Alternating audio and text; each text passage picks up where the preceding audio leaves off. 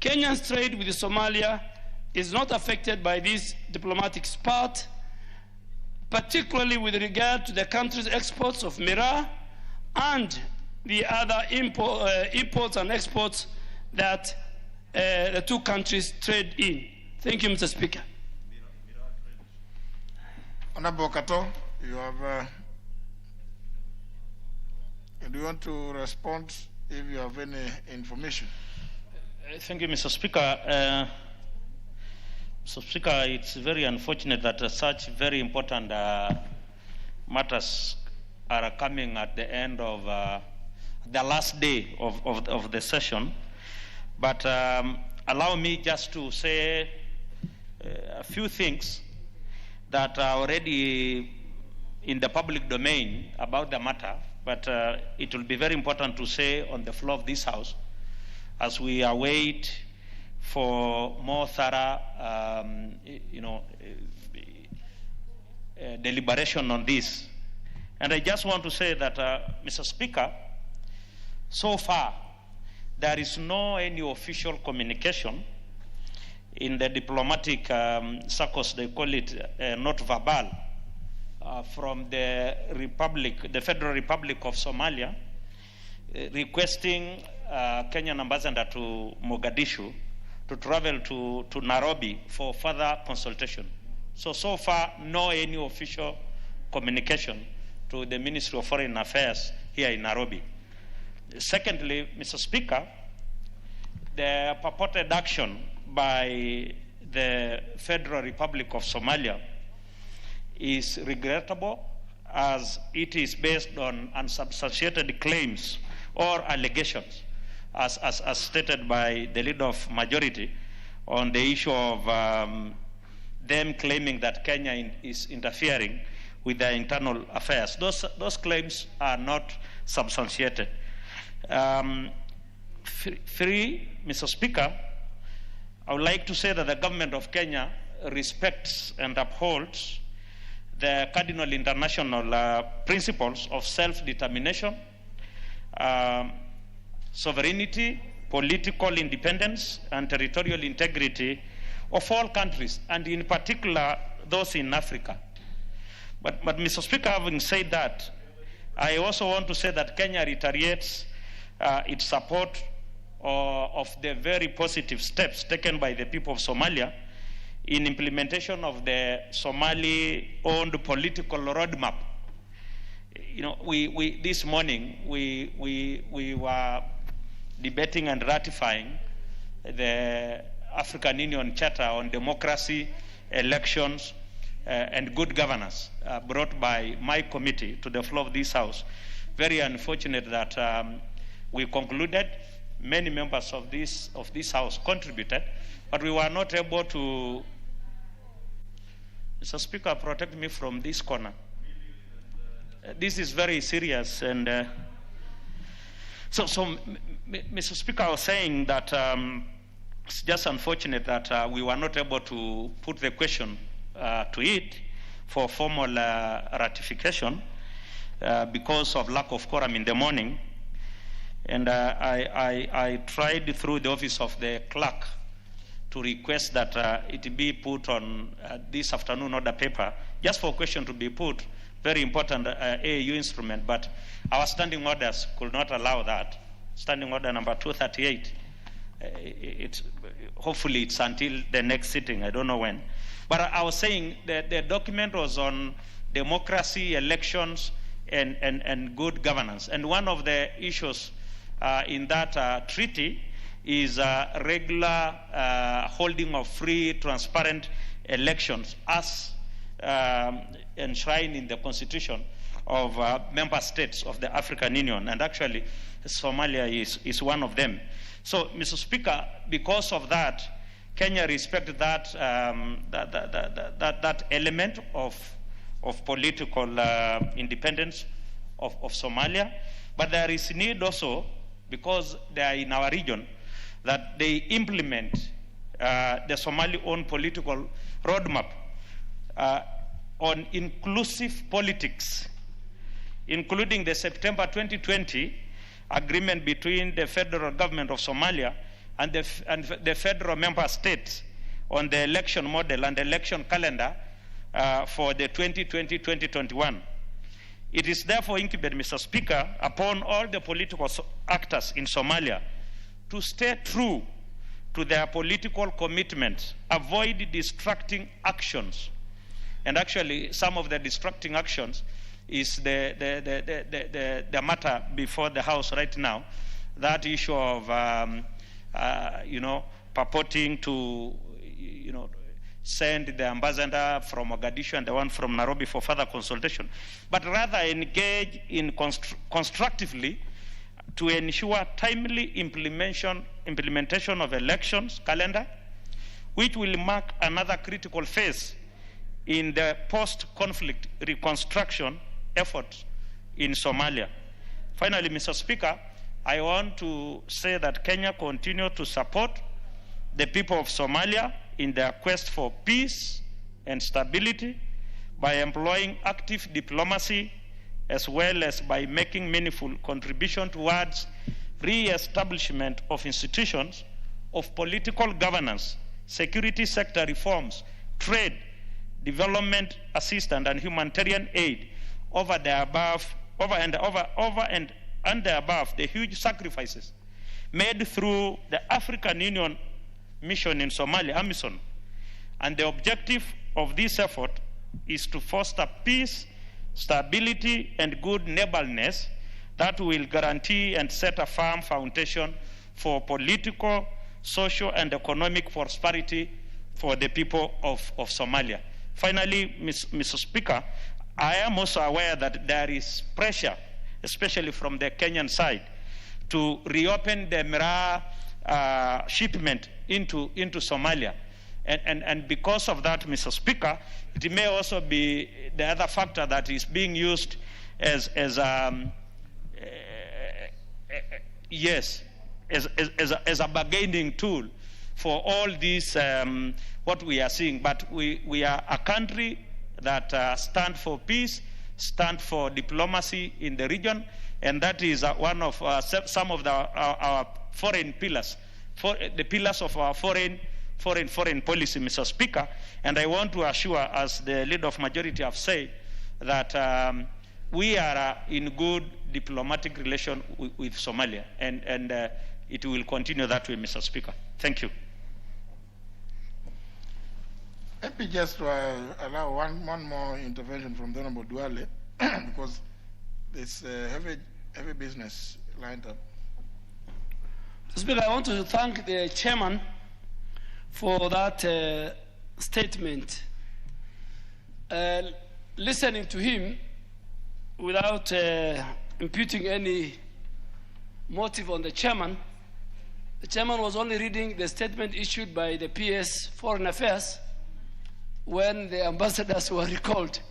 But I'm sure it covered a number of areas. But I think, Mr. Speaker, it is not the business of the Republic of Kenya in the implementation of the democratic and election roadmap of Somalia. That is not our business. Our business in Somalia is, in as far as our role in AMISOM is concerned, making sure there's peace, there's reconciliation, there's stability in the region.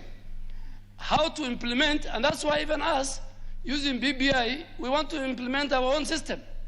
So I think, Chairman, going forward, we must respect the territorial integrity of each country on how they do elections. But, Mr. Speaker, I think what is at stake, what's at stake, I have said, is the many Kenyans who work in that country. What's at stake is the huge business between our two countries, Miraa being one of it, and many other businesses. And I am sure, as a country, we have invested heavily in the peace and security of Somalia. We have, over the years, in all the successive governments.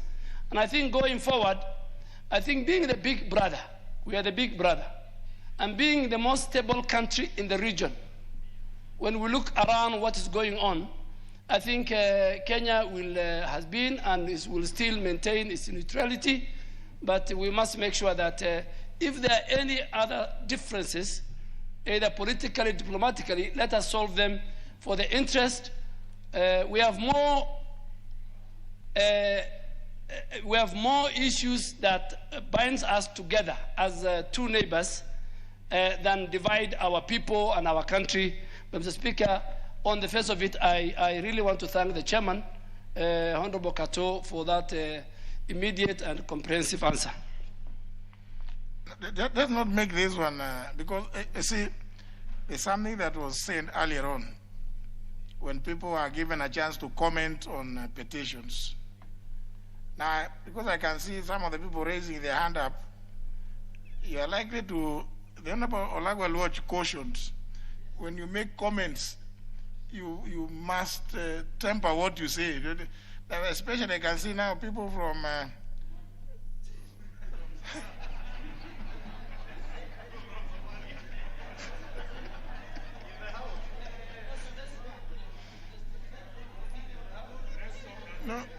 No, you see, the honor members, you know, and it is so important. It's so important.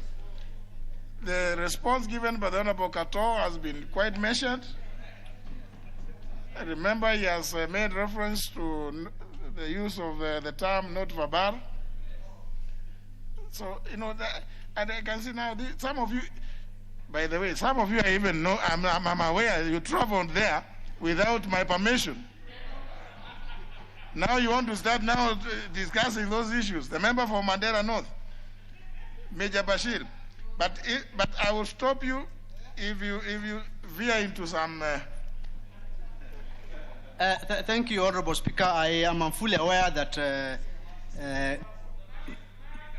my statement, of course, and such kind of engagement is measured. I've served in the Kenyan Defense Forces at a very senior level, so I know what really I'm talking about. But thank you for the opportunity, Mr. Speaker. Mine is really to say that both our country and Somalia are two neighboring states that cannot live without one another. We are joined at the hip. These little diplomatic spats should not actually make it like we are enemies between our country and Somalia. And so my plea to our government is that we need to resolve this matter as quickly as possible. We have thread that we need to engage with Somalia. And equally, we have also people coming from there and also investing in this country as well. So it is both of us joined in the hip. So the point is that without trying to talk about meddling in the affairs of a neighboring country, but our love for Somalia is that we want a peaceful, prosperous country that can also be said we are part of it. As has been said, Kenya is actually one of the countries in the Horn of Africa that is stable, secure, and safe. So when our neighbors are struggling to remain afloat, I mean, we need to make our voice, but ensure that our voices are tempered, for example. So ours is to ensure that we have business with Somalia. Somalia will also have a business with us, and the spat that is ongoing is not good for us, even for our own security. As we speak right now, Al-Shabaab is trying to take advantage of this kind of spat. They are trying to make inroads into our region, especially in northern Kenya, because they're hearing that the spat between our two countries. So that is not very important. So otherwise, I support the statement by the chairman. I'm a member of that committee as well, and ensure that both our country and Somalia remain friends, remain stable, and that we are good neighbors. Thank you very much, Mr. Speaker. The issue of some of the trade. Honorable Maure. Mr. Speaker, while supporting the statement by the chair of our committee on defense and foreign relations, I would also like to plead with the huge number of Somali population who live in Kenya to also exert pressure across the border, because before this spat that happened on Sunday, Mr. Speaker, we had been involved in pushing about a trade pact that was about to be signed before the foreign minister was sacked 2 weeks ago. And then you hear an ambassador is fired, is asked to go back. The other one is recalled verbally, without the not verbal. So, Mr. Speaker, those people who are making a fortune here, those who are enjoying their peace here and the prosperity, those who are big investors here, also put pressure on one Farmajo to be friendly and soft on Kenyans. We are not his enemies. We need him, he needs us. Thank you. You see, this is now. This is what I was telling you. Honorable Junet, you know you refer to the members to your left as members from a different country. What is your comment, Honorable Junet? No, Mr. Speaker, I just wanted to agree with the committee on the report they have presented. But Mr. Speaker, I wanted also to say that what shocks me about the issue of Somalia during the election time, Mr. Speaker, and Honorable Duari will bear me witness, is the campaign is so intense here in Nairobi than Mogadishu itself. Until you may think that the election is going to happen here in Nairobi and not in Mogadishu. Mr. Speaker, if you move around now in town, all hotels are full. And all presidential candidates from in Somalia, Mr. Speaker, must visit Nairobi. And they are campaigning here more seriously than even in I have never seen when we have an election in Kenya, presidential candidates going to Mogadishu and campaigning in Mogadishu, as though you'll be voted for there. So, Mr. Speaker, there is something that we need, the Committee on Foreign and Defense must investigate more to tell us why are the presidential candidates of Somalia campaigning more in Nairobi than in Mogadishu itself, Mr. Speaker. That question, Mr. Speaker, must be determined. But last thing, Mr. Speaker, I saw some members of parliament who visited Somalia the other day. So that's what I said. There might be some stakeholders here that you need to give them space to tell us. Maybe they have their preferred candidate, Mr. Speaker. With those few remarks, Mr. Speaker, I support. Please don't interfere with internal affairs of the Federal Republic of Somalia. Honorable Kolosh, I hope you will also be guarded.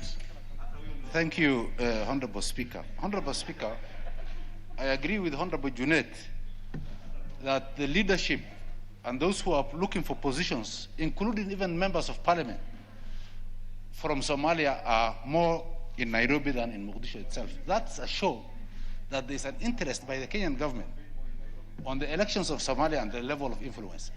But the biggest tragedy, as far as we are concerned here, is that I made a statement here in the House somewhere January before the corona pandemic, that because of what's happening in Somalia, whether it is the political side or the Al-Shabaab and whatever, Kenyan government seems to have given up on the northern region.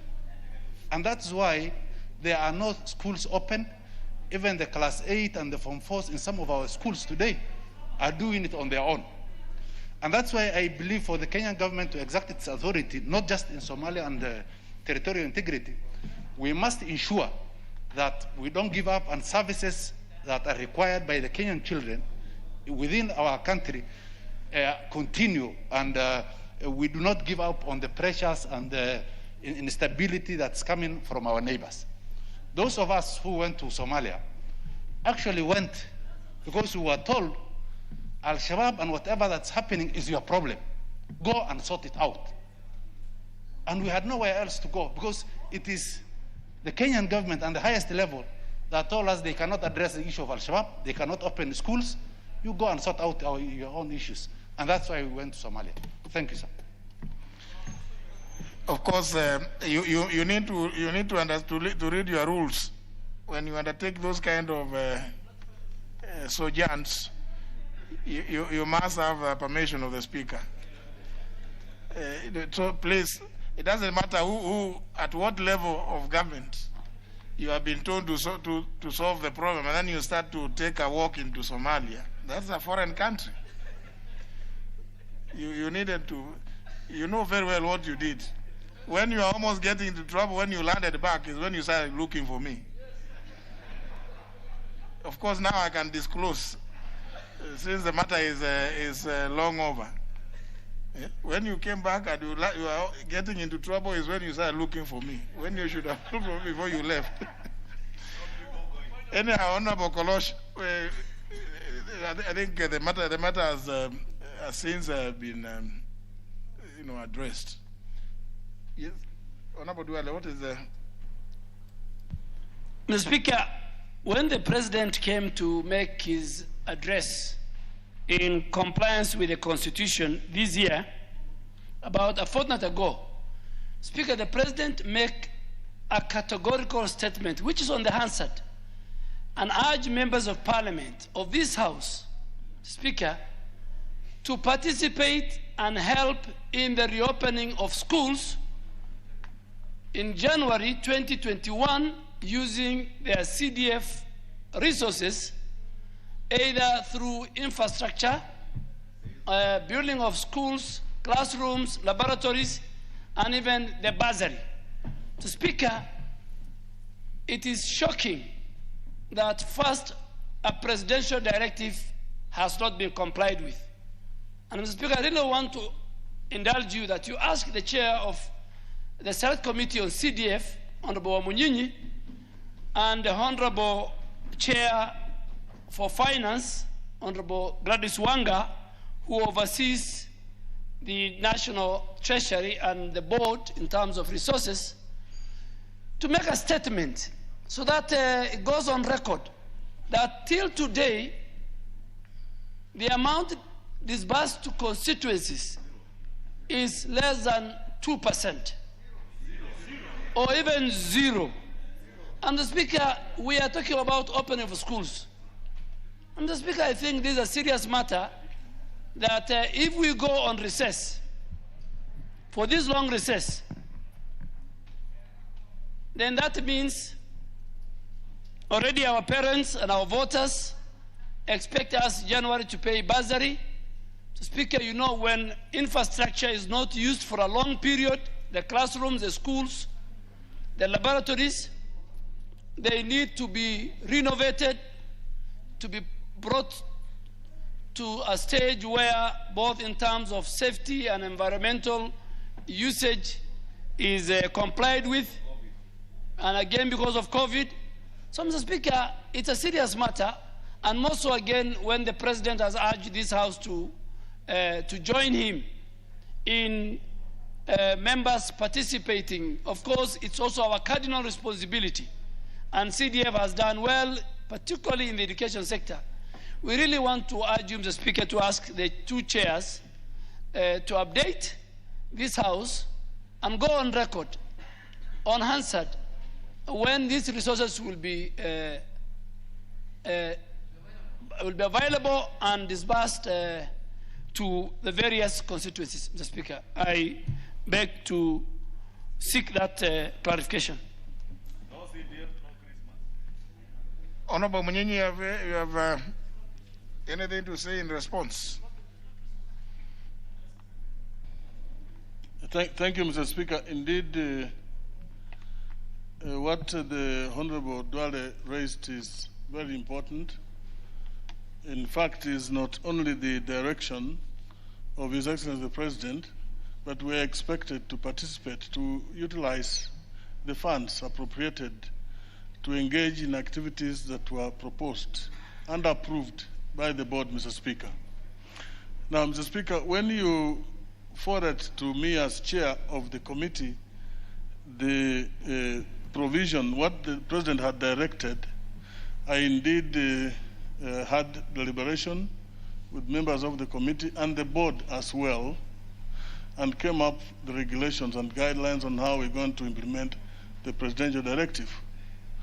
Mr. Speaker, we invited the CS for Treasury so that we could hear from him what plans and arrangements that had been made to disburse funds for utilization by the constituents development fund committees. Mr. Speaker, we gave him a week's notice and was expected to appear this week on Tuesday. But on Tuesday morning, he sent us a letter to say he was not ready to appear before the committee. He had not had adequate preparation to respond to the questions that we had put to him, because we also had sought a clarification on why Kenya Revenue Authority was clamping some of the constituents' accounts. They have been writing demand notices and letters to constituencies to pay Kenya Revenue Authority. Mr. Speaker, so the CS requested for more time, but what we had wanted was to know what the ministry was doing to ensure that funds have been released for obvious purposes. Now, as things stand, Mr. Speaker, this financial year, there has not been any disbursement. We are at almost half of the financial year, the first half of the year. There has not been any disbursement. What we received, actually, Mr. Speaker, covered what was the arrears for the past financial year. That was about 14 billion. Now, so far, today I was informed at the intervention of the leader of majority, they are releasing 2 billion, which would maybe take about a few constituencies will benefit for maybe from Monday. But we are seeking further release of more funds so that during the recess, members are going to engage to ensure that they prepare for the schools opening in January. They have to ensure there is additional space, compliance with protocols, purchase of masks, and so on. We also, in fact, have put some innovation, ask members to be a little more innovative in acting to ensure that they comply with the President's directive. And we have put down the guidelines, Mr. Speaker. So we are only waiting for the release of the money. I've spoken to the Honorable Kanini Kega also, for the Chair of Budget, Mr. Speaker, because I am informed the last time when we sought audience with the PS, I was informed that the monies they released, which we treated as last financial year disbursement, they consider it this year's disbursement. So let me explain. But I have asked, we've discussed with the Chair of Budget and agreed that this has to be normalized, Mr. Speaker, by ensuring that there are funds provided for arrears and then disbursements for this financial year. And I'm hoping that we get the funds before, maybe in the course of next week, additional monies to ensure that we are engaged when we're in the constituencies, Mr. Speaker. I thank you. There was also Chair of Finance. Honorable Anga, you want to say something?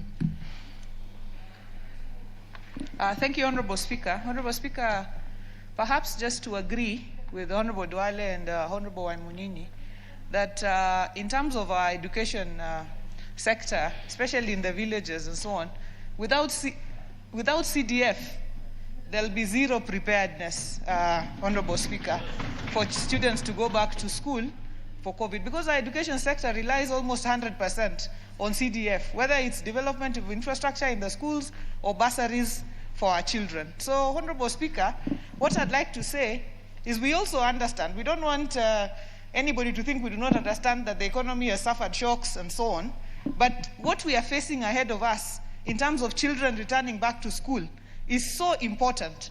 So maybe just to commit here that we will work together with the Honorable Wamunyini in the coming week to ensure that whatever can be disbursed for purposes of CDF is disbursed urgently, quickly, and in a way that ensures our constituencies are able to prepare. Because if you give it again too late, there'll be no time within which the preparation can be made, and students are all going back to school on 4th of January. So it must be understood, Mr. Speaker. As Chair of Finance, I just want to give my commitment that we'll work with Honorable Wamunyini to ensure that whatever can be done by Treasury is done to Taskuma. Asante san. Honourable members, let's not even debate this. I want to direct as follows, because this is a very serious matter. It is so serious that even the draft constitution recognizes the need to now entrench the CDF in the constitution. It therefore is a no-brainer that you cannot have, you are getting to the end of the first half of this financial year.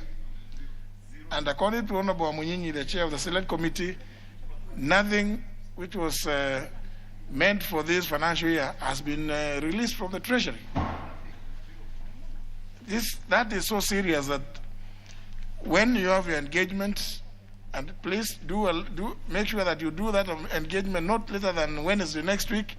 If need be, that matter is so serious that we can have a special sitting.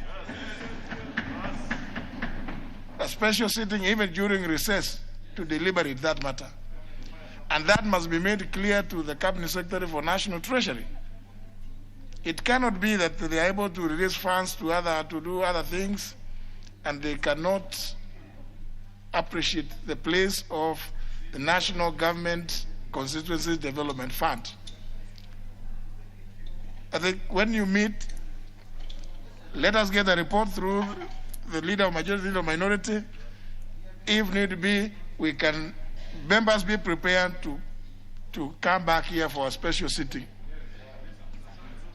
You must be prepared, honorable members, because otherwise you will face a very bleak future. You face a very bleak future because the country had His Excellency the President from this chair appeal to members to make interventions, particularly in the area of infrastructure, to facilitate the reopening of schools in January. But that cannot happen. You are not expected to do that with your own personal or private resources. It is through, and it was very clear, through the National Government Constituency Development Funds. So it means that then, whereas the rest of the country may have had him loud and clear, the National Treasury blocked their ears. They are the only ones who never had. That's what it would mean. They are the only ones who never had. That up to now they have not done anything to try and actualize or make it possible for the 290 constituencies to heed that appeal from the President. So Honorable Wanga, Honorable Munyinyi, schedule a meeting, and whatever the deliberations, if need be, through the leaders, let us know whether we are going to have a special sitting, because there's no point of you going to recess when everybody expects that you are going to help to assist to ameliorate the situation on the ground with regard to social distancing. Then everybody will be knocking at your homes. That's what it means. People, the people you represent will be camping in your homes. So you are the ones who will be even in greater risk. You will not be able to actualize social distancing. So I think rather than discuss it, let us just the two committees meet with the Cabinet Secretary for National Treasury by Wednesday, and let us get a report. I will be here myself. Let me get the information. Let the leaders, if need be, let us have. We must get a report, which will be given here in the plenary, in a special sitting. We must get a report. That's the only way. Let's not discuss that further. The chairperson on education, the Honorable Ivo Barra, you are to make a statement.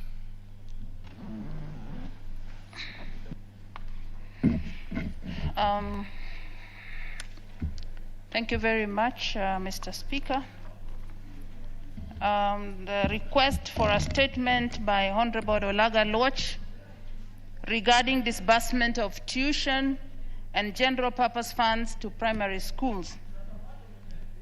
Honorable Speaker, pursuant to Standing Order number 44-2C, the Honorable Olaga Loch MP requested for a statement from the chairperson of the Department Committee on Education and Research regarding disbursement of tuition and general purpose funds to primary schools by the Ministry of Education.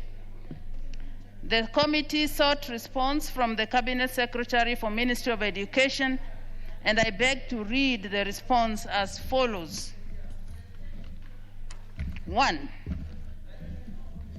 How does the ministry expect schools to run seamlessly in the face of inadequate and irregular funding of SIMBA, that is the tuition, and general purpose accounts?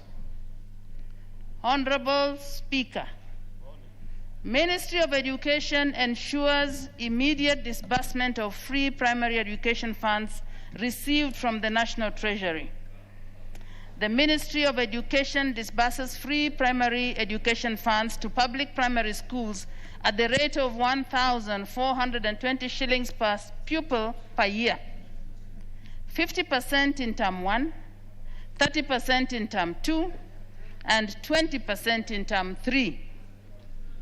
In the year 2020, the ministry constituted a technical committee to look into the cost of educating a child in public primary schools in Kenya. The findings of the team will be used to advise the government to review the rate of the funding towards free primary education. Number 2, why is the ministry exposing teachers, learners, and staff to COVID-19 pandemic by failing to disburse funds for mitigating COVID-19, which has also placed undue pressure on the parents who are being compelled to fund COVID-19 mitigation measures? Honorable Speaker, the ministry has disbursed all the funds appropriated by the Parliament to schools. Specifically, in September 2020, the ministry disbursed funds to all public schools to aid in preparation in reopening of schools amidst the pandemic by installing hand-washing facilities, ensuring hygiene is maintained amidst many other measures. In the case of masks, the ministry has asked the parents to support their children by ensuring that they are provided with masks as they report to schools to safeguard them against contracting coronavirus. For children from poor households, the ministry has sought and received support from the KCB Group Foundation, which has donated 1 million masks, and UNICEF, which has donated 700,000 masks. To support school infrastructure, the ministry has spent 1.9 billion, which is part of economic stimulus program for the provision of desks in some selected schools across the country. This has already been rolled out through the sub-county education offices across the 47 counties. Number 3, what is the ministry doing to sustain free primary education review of funding disparities of primary schools compared to secondary schools and to further motivate teachers to apply for the head teachers' positions? And the response is, Honourable Speaker, as explained in one above, the ministry has been disbursing the free primary education funds immediately they are received from the National Treasury.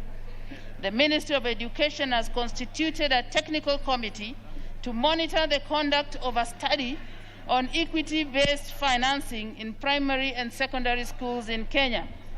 The outcome of the study will be used by the government to address the disparities and to make any other donations required.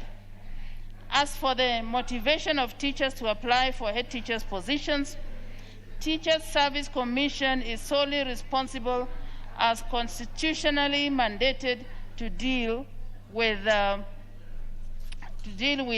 matter. Honorable Speaker, I beg to table the response. Thank you very much. Signed on behalf of our Chairman, Florence Mutua. Thank you. Honorable Lagoluch, any comment you wish to make on the response?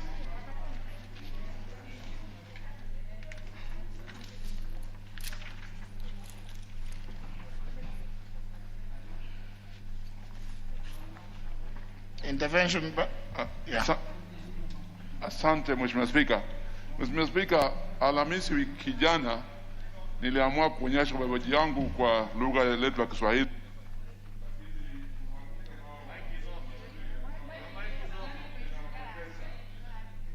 Sorry, your mic went off. Your mic went off. Your mic went off. I don't know what. The place is being sanitized, I think, getting a bit. Could you press the intervention? Press. Yes. Mheshimiwa Spika, nilikuwa nasema ya kwamba Alhamisi wiki jana niliamua kuonyesha ubebaji wangu kwa lugha yetu ya kitaifa ya Kiswahili. lakini kuna wabunge ambao walilalamika ya kwamba ninawatetesa kwa kuongea lugha ya Kiswahili kama Mheshimiwa Millie Odhiambo. Kwa sababu hiyo, Mheshimiwa Spika, leo nimeamua ya kwamba nitaonyesha ubebeji wangu kwa lugha ya Kimombo ya Kiingereza.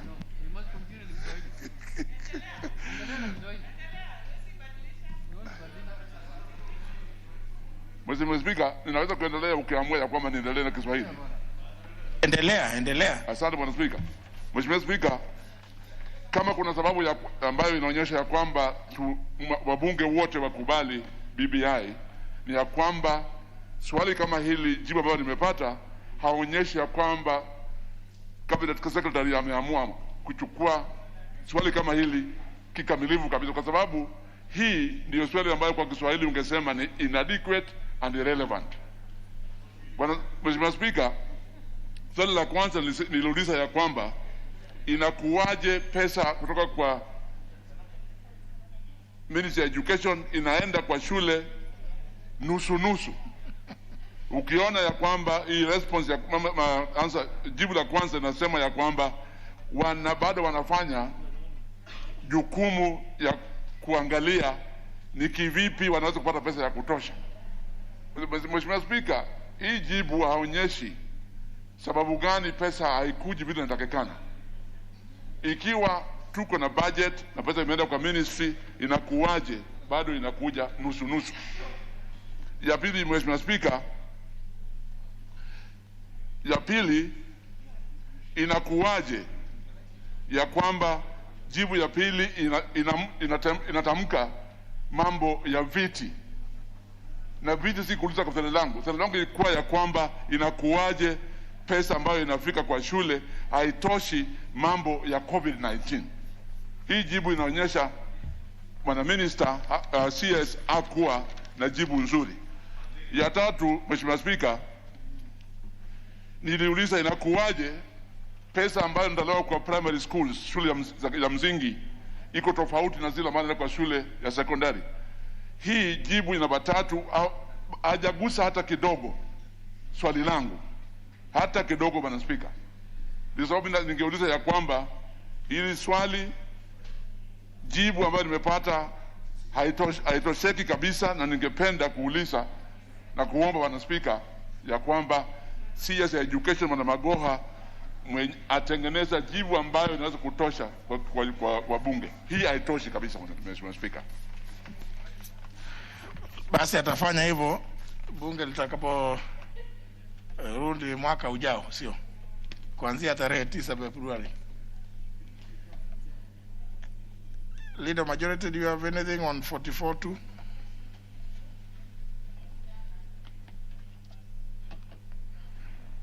Thank you, Honorable Speaker. Pursuant to the provisions of Standing Order number 44-2A, I rise to give the following statement on behalf of the House Business Committee, which met on Tuesday, December the 1st, 2020, to prioritize business for consideration. Honorable Speaker, this House is scheduled to proceed on a long recess commencing tomorrow in accordance with the calendar of the House. In this regard, the House Business Committee has not scheduled any business for next week. But, Honorable Speaker, as you have stated, we do actually anticipate there will be some urgent business coming in the course of our recess, and we will be communicating to the House as and when that should happen. Honorable Speaker, I commend all members for the good work and commitment to the legislative business throughout this fourth session. It is my hope that members will have plenty of time with their constituents and come back next year invigorated and ready to perform our roles as stipulated under Article 95 of the Constitution. Even as we proceed on recess, it's important to note that in case of any urgent business, and I've already alluded to that requires the attention of the House, members may be recalled for a special sitting pursuant to provisions of Standing Order number 29. On behalf of the House Business Committee, and indeed my people of Kipiperi constituency, I wish you all a happy festive season.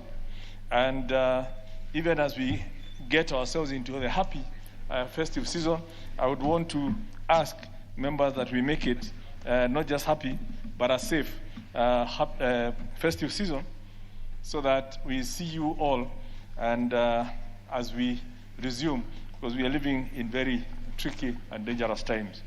I now wish to lay this statement on the table of the House, and thank you. And before I finish, Honorable Speaker, let me also add my congratulations to Honorable Denisa Gata, and also to confirm Dinta Gati, and also to confirm what the chair of the CDF committee has said, that we are, in addition to the consultation between the two committees and Finance and the Treasury, I'm also in contact with the Treasury, and we have already made some commitments for some release of funds next week. I think it was 2 billion, but we are still negotiating to ensure the amount is large enough to ensure members are actively engaged in the course of the recess. But the discussion is ongoing, and by tomorrow I will probably get some update in terms of the quantum, not the release. The release is agreed for next week, at least 2 billion, but we are pushing for a bigger amount to at least ensure the members have much more available on a continuous basis as the constituencies also release the absorb the monies that are currently in the constituency accounts, because there's also lots of constituencies with monies in their accounts, and all that is being looked at. Thank you, Mr. Speaker.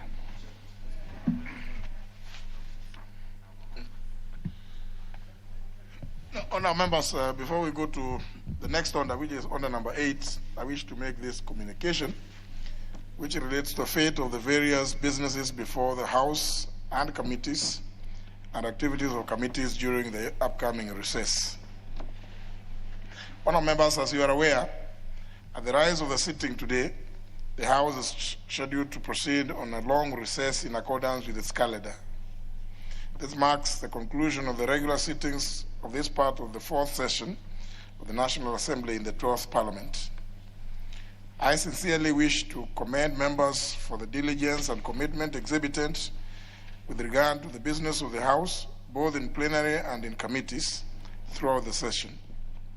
Despite the unprecedented challenge that was brought about by the COVID-19 pandemic during this session, the House managed to transact a number of key businesses, including passage of the 2020-2021 budget, the Finance Act 2020, which was providing various tax reliefs in relation to mitigation efforts to reduce the impact of COVID-19 on the economy, and the passage of several public orders and regulations relating to the movement of persons across the country, sanitation and other preventive health protocols, vetting of key state officers, such as the Data Commissioner, among others. More comprehensive information on the activities of the House will be made available in the annual report of the business of the Assembly, which is under preparation. Honourable members, as you all recall, the House adopted its calendar on February 18th, 2020, and for the first time at the beginning of this session, also made a resolution on the last day of committee sittings this year, as well as their commencement date in 2021. You are therefore invited to take note of the specific dates for resumption of sittings by the House and committees under the notices in today's order paper. In this regard, no other committee sittings shall be convened during the same period unless special consideration is granted by my office upon written request. However, the Departmental Committee on Finance and National Planning is exempted from this suspension to allow for its consideration of certain urgent business which is expected very soon. Honourable members, I would add to that exemption the Select Committee on National Government Constituency Development Fund. Honourable members, as the session winds up and the House proceeds on recess, I wish to remind members of the fate of the various businesses that are currently before the House and the committees. This is specifically with regard to bills which ought to have certain stages concluded before the end of 2 sessions, and petitions which have a given timeline pursuant to the standing orders. conscious of the fact that the proceedings of the House and its committees were disrupted during this session by the unforeseen recess periods and reduced number of sitting days in an effort to mitigate the effects of COVID-19, the House Business Committee has proposed a motion which is in today's order paper for consideration by the House, and this is to enable the continuation of the said business in the next session pursuant to provisions of standing orders. However, questions, motions, and statements are traditionally sessional and will therefore lapse at the end of the current session. Any member wishing to revive them at the beginning of the next session is welcome to do so. Conclusion, honourable members, as you proceed to spend valuable time with your families during the holiday season and also attend to your constituents, I take this opportunity to wish you all, along with the staff of Parliament, a happy and restful festive season and a prosperous New Year 2021. Remember to stay safe. I thank you.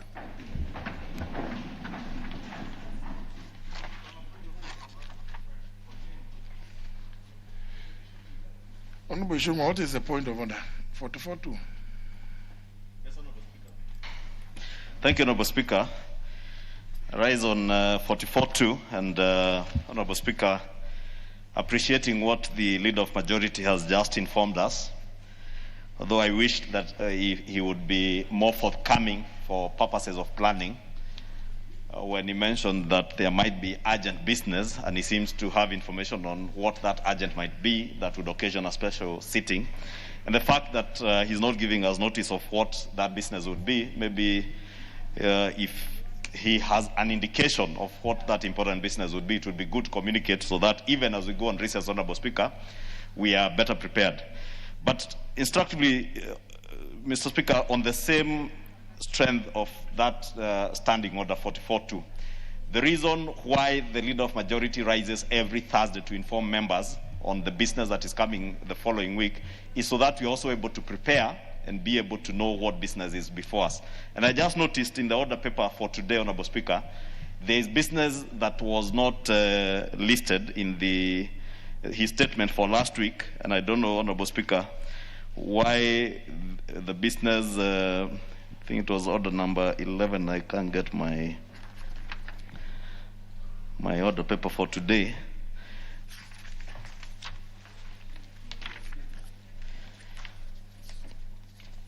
Yes, Honorable Speaker, order number 13. And Honorable Speaker, this is a bill that is quite heavy and that has very many issues that I'm sure very many members would also have wanted to participate in. And Honorable Speaker, considering that there is even mention of a special sitting, that is what, Honorable Speaker, aroused my attention. The fact that this order number 13 has just come into the order paper and was not there when the Leader of Majority communicated to the House the business that will be coming this week. And I was just wondering, now it has found its way into the order paper for today, being the last day of this session, Honorable Speaker. And if we are to embark on recess today, Honorable Speaker, and maybe the urgent business becomes either continuation of this business or going into third reading of this business, Honorable Speaker, many of us have issues that would want to even bring amendments on, and therefore I felt it may not be fair to subject us to getting into this order today, being the very last day of the year. This is business, Honorable Speaker, that maybe the Leader of Majority would have considered at a time, if not during the next session, if it is also, he finds it urgent, he can give us notice during that special sitting so that we are able to prepare ourselves more, and even for those who would be interested in having amendments, to be able to bring our amendments in good time, Honorable Speaker. And thank you for your indulgence. Maybe you can raise that issue when we get to that order. The next order. Order number 8, procedural motion, exemption of business from the provisions of Standing Orders 141 and 227. Leader Majority. Honorable Speaker, I beg to move the following motion, that noting that the House will be proceeding for a long recess from December 4th, 2020 to February 8th, 2021, taking cognizance of the implications of the judgment in the Nairobi High Court Constitutional Petition number 284 of 2019, as consolidated with the Nairobi High Court Constitutional Petition number 353 of 2019, on suspension of the consideration of all bills pending in both houses of Parliament until the requirement of concurrence is first fulfilled, further noting that the decrease in the number of sitting days of the House due to the COVID-19 pandemic, now therefore, pursuant to the provisions of Standing Order 256, which deals with exemption of business from standing orders, this House resolves to exempt all bills pending at various stages of consideration in the House from the provisions of Standing Order number 141-2, which is the lapse and reintroduction of bills during the period of the 4th and the 5th sessions, and that with respect to all public petitions pending before committees of the House, the counting of the 60 days consideration period prescribed under the Standing Orders number 2272, Committee of Petitions, shall adjourn today and resume when the House next sits in the 5th session. Honourable Speaker, I think you've already discussed this at length. The import of this motion is to save all the bills that are at different stages of processing in the House, which would expire today if, for some reason, this motion is not passed. And I hope the whips are paying attention to the importance of this, because as members keep getting out, if we don't have enough members to pass this motion, then all the private members' bills, and there are many, and I would expect all the sponsors to be here, all the other bills that are pending, all petitions that are pending, including the ones that were raised this afternoon, and I can see even those petitioners have decided to go. If those are not here, then all those petitions will have to be reintroduced afresh. And Honourable Speaker, for now, I'm hoping that will be, before we close this motion, the members who have come, the stakeholders, as it were, of these bills and petitions would actually be here, because we were interfered with through these court cases that were brought by the other House, and hence we were stopped from processing. And even on some of the bills that we are introducing today, and I would have hoped the Honorable Ishungwa will ask a question and stay in the House to hear. But the whole point is, we said even last week, that as we clear business with the Senate, as we get concurrence, we'll continue introducing as and when it's cleared. So it's something that we are alive to. And the notice, the standing orders is published 24 hours before the sitting. So as of yesterday, 24 hours before today, people had knowledge of the business appearing before the House for them to prepare. And hence, there's nothing like any business being sneaked in because it's the last day. All business is legitimately on before the House and will continue. But obviously, if for some reason members then don't want to participate, then we would have to, which I would urge them to make sure that we actually save this motion. But it's a decision of the House, and we will want to be guided. We will take guidance from the House. And I beg to move and ask the Honorable Junet, who is a member of the House Business Committee, to second. Honorable Junet.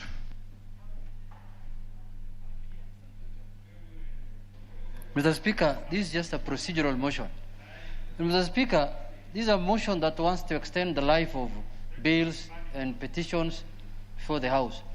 If there is any member who feels that his petition should be carried forward to the next session, he should be here to pass this motion, Mr. Speaker.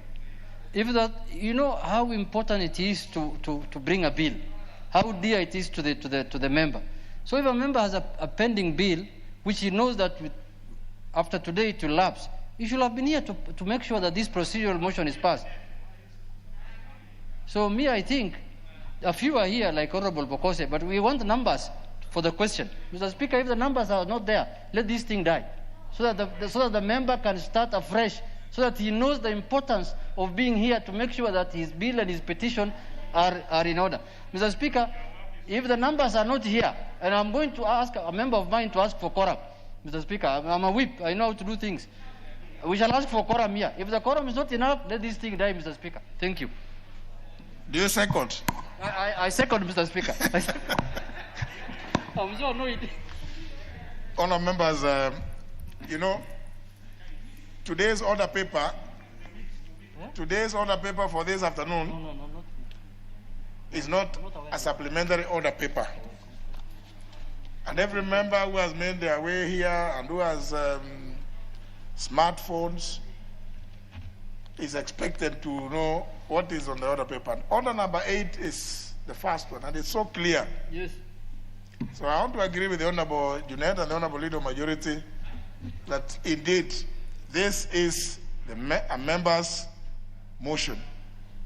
So I'll propose the question that, noting that this House will be proceeding for a long recess from December 4th, 2020 to February 8th, 2021, taking cognizance of the implications of the judgment in Nairobi High Court Constitutional Petition number 284 of 2019, as consolidated with Nairobi High Court Constitutional Petition number 353 of 2019, on suspension of the consideration of all bills pending in both houses of Parliament until the requirement of concurrence is first fulfilled, further noting the decrease in the number of sitting days of the House due to the COVID-19 pandemic. Now, therefore, pursuant to the provisions of Standing Order 256, which deals with the exemption of business from standing orders, this House resolves: 1, to exempt all bills pending at various stages of consideration in the House from the provision of Standing Order 141, subsection 2, dealing with lapse and reintroduction of bills during the period of the 4th and the 5th sessions, and 2, that with respect to all public petitions pending before committees of the House, the counting of the 60 days consideration period prescribed under Standing Order 227, subsection 2, related to Committee of Petitions, shall adjourn today and resume when the House next sits in the 5th session.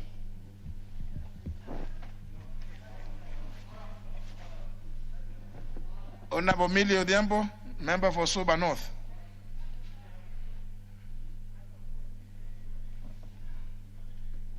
Thank you, Mr. Speaker. Mr. Speaker, as a member who has very special interest with the 3 pending bills, I do support. Mr. Speaker, I have the Child Justice Bill, the Reproductive Health Care Bill, and Assisted Reproduction Technologies Bill. And Mr. Speaker, I would wish that we take into account private members, because we put in a lot of effort and energy. And also a shame, idlers, Mr. Speaker, like recently I saw some people who are misinformed, who are coming to demonstrate outside Parliament, saying that I should withdraw a bill which they are purporting to call baby manufacturing bill. The only people who manufacture babies are human beings, and a bill does not manufacture babies. And Mr. Speaker, therefore, for me, for purposes of shaming ignorant people like that, who are actually religious fundamentalists, and I think people need to understand that religious fundamentalists cuts across all religions, including Christians. Even Christians are fundamentalists. So, Mr. Speaker, on that basis, I would wish to fully support this motion, Mr. Speaker. Thank you. Well, Honorable Bukose. Thank you, Honorable Speaker. Honorable Speaker, I stand here to support this motion. Honorable Speaker, I'm one of the honorable members with the private members bill, the Kenya Food and Drugs Authority bill, Honorable Speaker. that has been here for the last close to 2 years. And Honorable Speaker, this is a very important bill.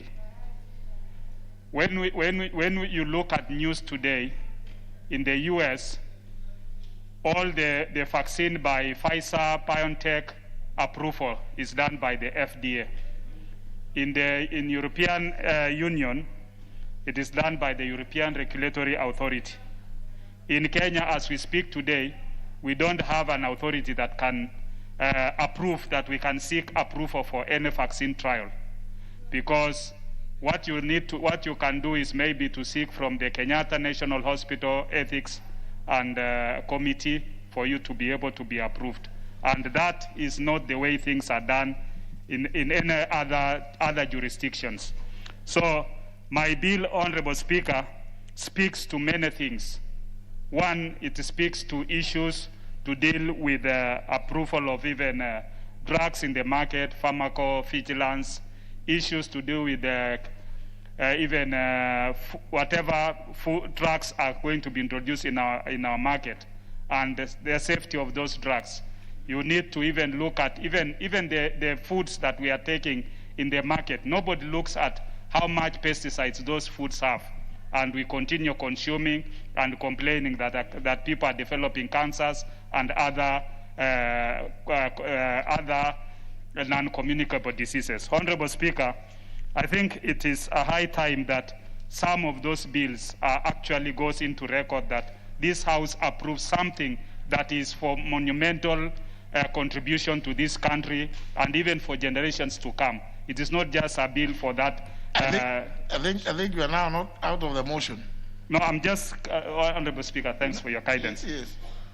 So, Honorable Speaker, this House today making a decision to that these bills do not lapse during this House period, that they can be able to be taken to the next session of Parliament. I think it's a good idea, and I want to thank the House Business Committee for making that great decision, and I want to support it. Thank you, Honorable Speaker.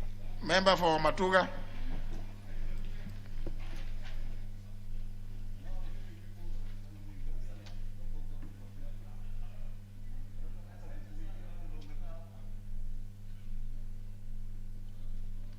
What is happening there now?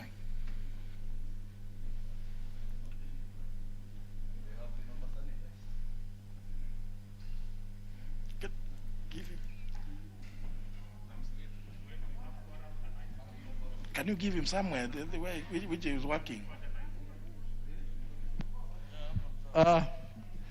Asante sana Mheshimiwa Honorable Speaker kwa kunipatia fursa hii, nikiwa mimi ni mmoja wa wale pia ambao tuna miswada yetu ambao tumeishughulikia kwa muda wa miaka mitatu sasa, kuanzia mwaka 2018 na mpaka sasa haijamaliziwa. Kwa hivyo ni jambo la busara kwa kamati inayohusika na wajumbe wote walioko hapa kuhakikisha kwamba miswada hii haitapotelea bure baada ya kazi yote ambayo imefanyika kwa miaka mitatu, ili iweze kunufaisha. Mswada wa Biksa kama unavyojua umekuwa hapa, na itakuwa ni vyema ikiwa utaweza kuhifadhiwa mpaka bunge iweze kupitishwa, iwe sheria, na wananchi wangu wa Matuga na wa Kenya nzima kwa jumla waweze kunufaika. Asante sana na naunga mkono pendekezo hilo. Member for Kiambu.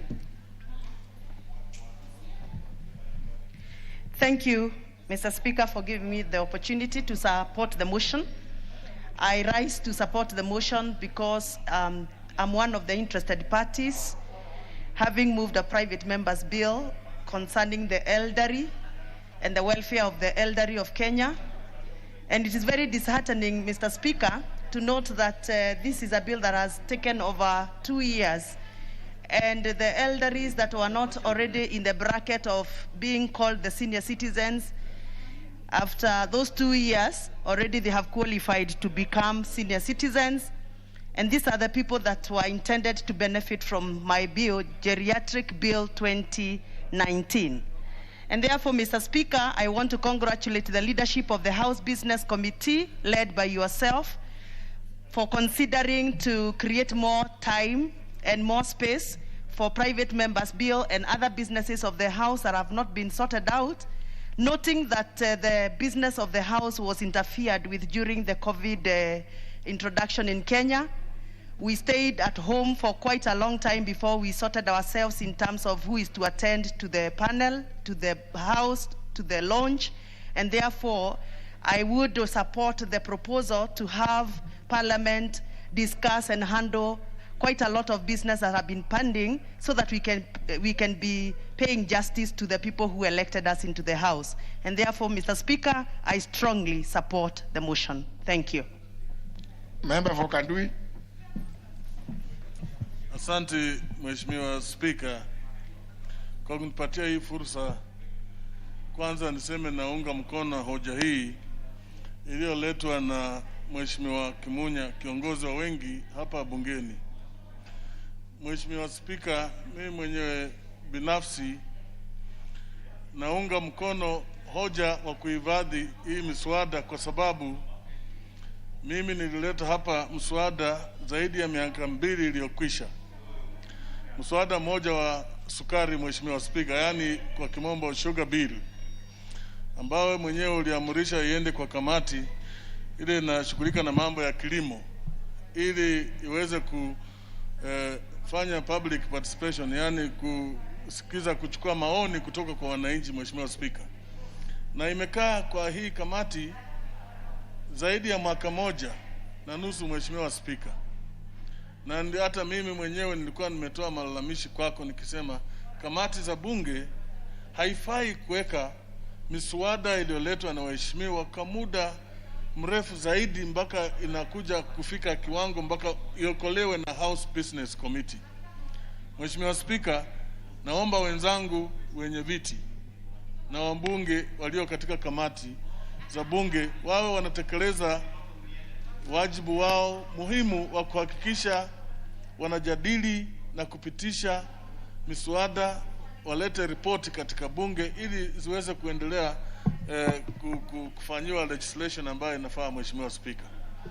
Kwa hayo machache, Mheshimiwa Spika, naunga mkono hoja hii. Ninaamini tukirudi ama wakati wote tutaitisha bunge kwa special, tutaomba tuweze kubaliwa kuleta hii miswada ambayo imekaa siku mingi, Mheshimiwa Spika. Kwa hayo machache, Mheshimiwa Spika, nasema asante kwa kunipa fursa. Member from where?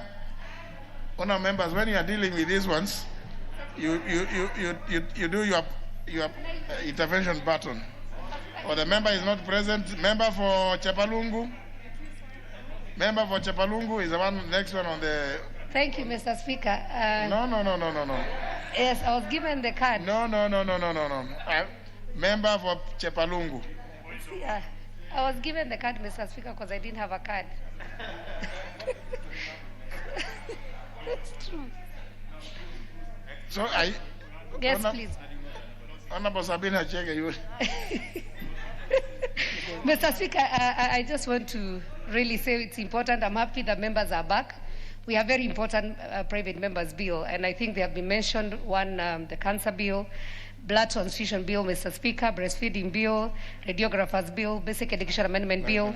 And so, Mr. Speaker, I just want to say thank you to my colleagues who had stayed in. Now we have a quorum, and for sure we need to save this very important bill, including the mental health bill. And already we have done a lot of work.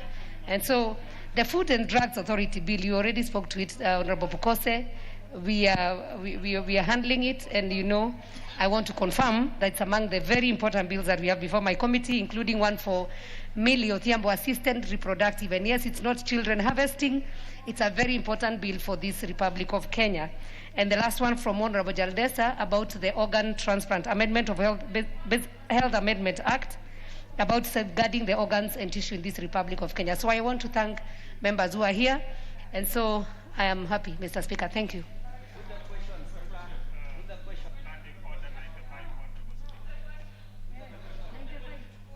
Is it the desire of the House that I put the question? Do we have quorum?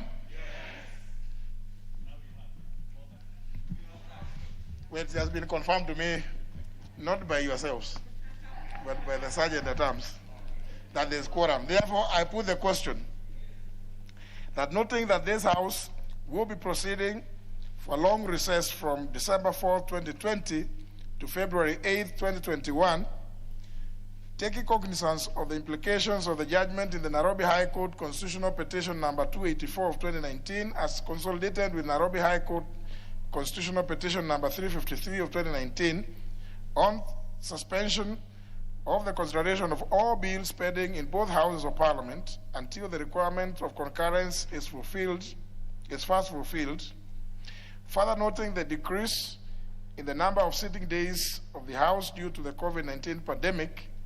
Now, therefore, pursuant to the provisions of Standing Order 256, this House resolves, 1, to exempt all bills pending at various stages of consideration in the House from the provisions of Standing Order 141, subsection 2, during the period of the 4th and 5th sessions, and 2, that with respect to all public petitions pending before committees of the House, the counting of the 60 days consideration period prescribed under Standing Order 227, subsection 2, shall adjourn today and resume when the House next sits in the 5th session.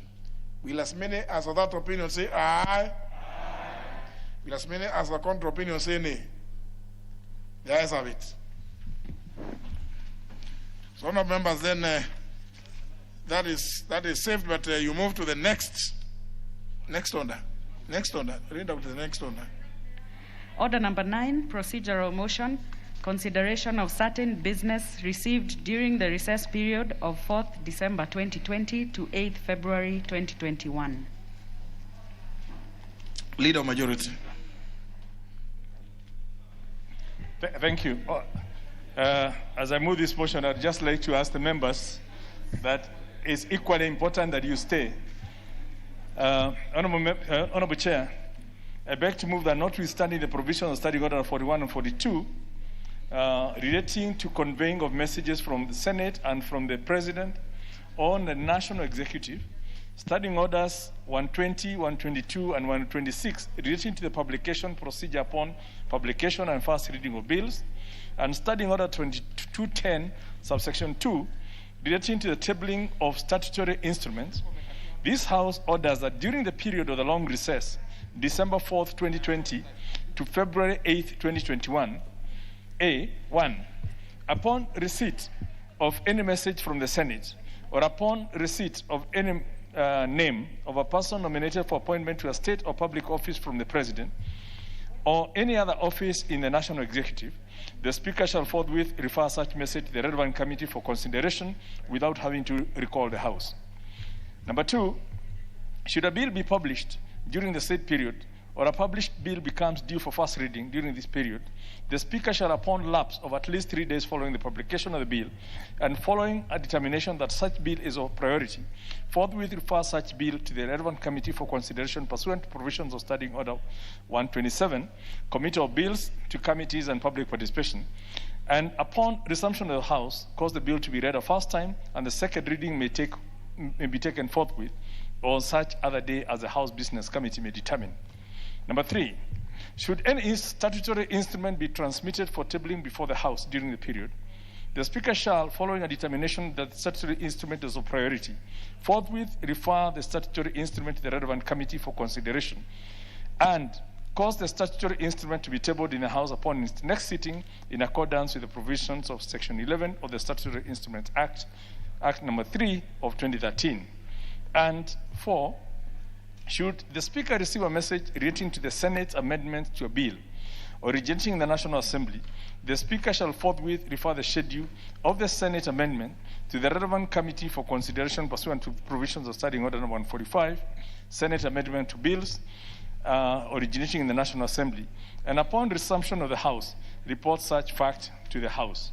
Honorable Speaker, again, this resolution was taken by the House Business Committee for recommendation to this House to help process business during the recess so that all the business requiring a first reading is automatically, before it's committed to a committee, can actually be committed to a committee without having to come to the House, and same with all the proceedings. It's something we do at every sitting, and hence I would urge members that we process this motion so that any business that appears or comes into the House within the 2 months that we are on recess, we will be expedited as if we were in the House.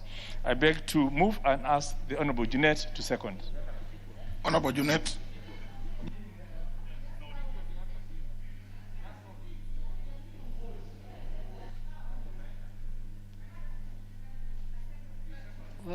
Mr. Speaker, I second.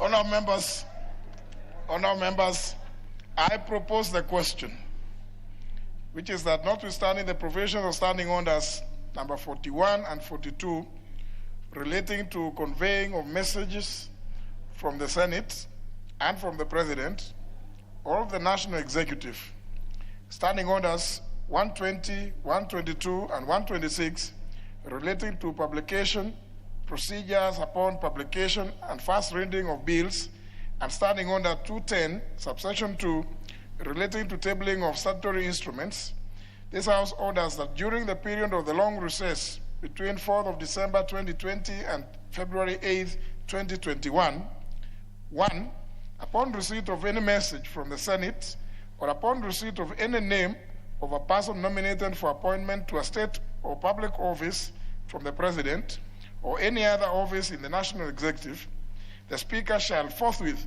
refer such message to the relevant committee for consideration without having to recall the House.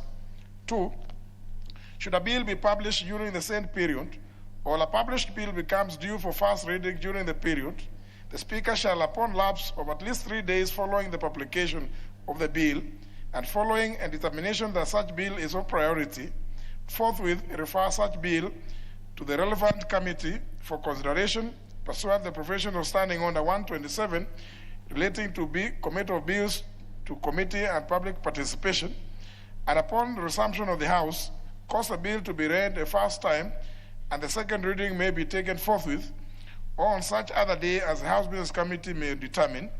3, should any statutory instrument be transmitted for tabling before the House during the period, the Speaker shall forthwith following a determination that the statutory instrument is of priority, forthwith refer the statutory instrument to the relevant committee for consideration and cause the statutory instrument to be tabled in the House upon its next sitting in accordance with the provisions of standing order of Section 11 of the Statutory Instruments Act, number 3 of 2013. And finally, should the Speaker receive a message relating to the Senate's amendments to a bill originating in the National Assembly, the Speaker shall forthwith refer the schedule of the Senate amendments to the relevant committee for consideration pursuant to the provision of Standing Order 145 relating to Senate amendments to bills originating in the National Assembly, and upon resumption of the House, report such fact to the House. Now, members, I put the question, which is that the motion as read out by the leader of the majority party be approved. Will as many as that opinion say aye? Aye. As many as the contrary opinion say nay? The ayes have it.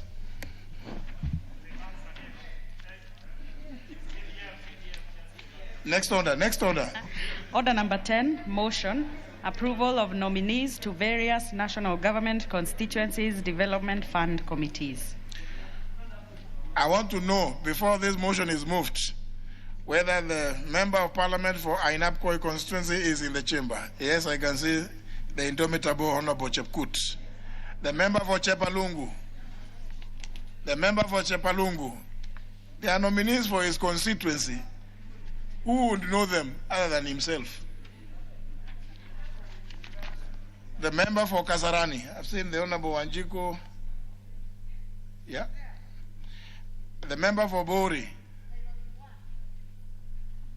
The member for Bori. Honorable Munyinyi. Move the motion.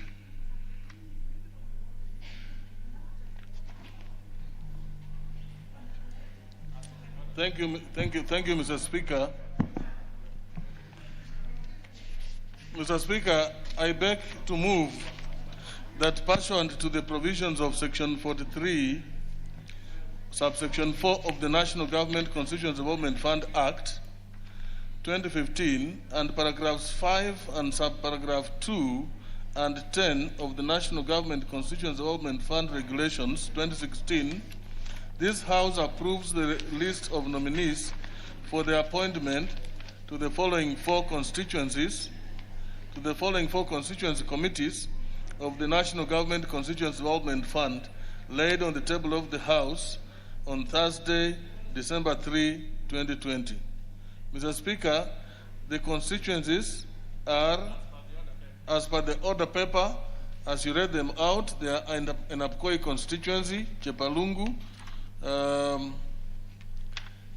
constituency, Kasarani constituency, and Buri, Mr. Speaker. Mr. Speaker, this is straightforward. In fact, you'll realize that some of these constituencies have been repeated, Mr. Speaker, because there were issues with members of Parliament who felt that some of the names that had been published were not nominated properly in their constituencies. So I asked the CDF board to make corrections, and I even asked the Honorable Chepkut to talk to the board chair who is responsible for committees and harmonize the membership of their constituencies. Similarly, Buri constituency had a problem, Mr. Speaker. That is why you see it's also repeated. But I think on this occasion, everything has been sorted out. It is in order, and I therefore, Mr. Speaker, wish to move, and I ask Honorable Tandaza Sawa to second. Member for Matuga.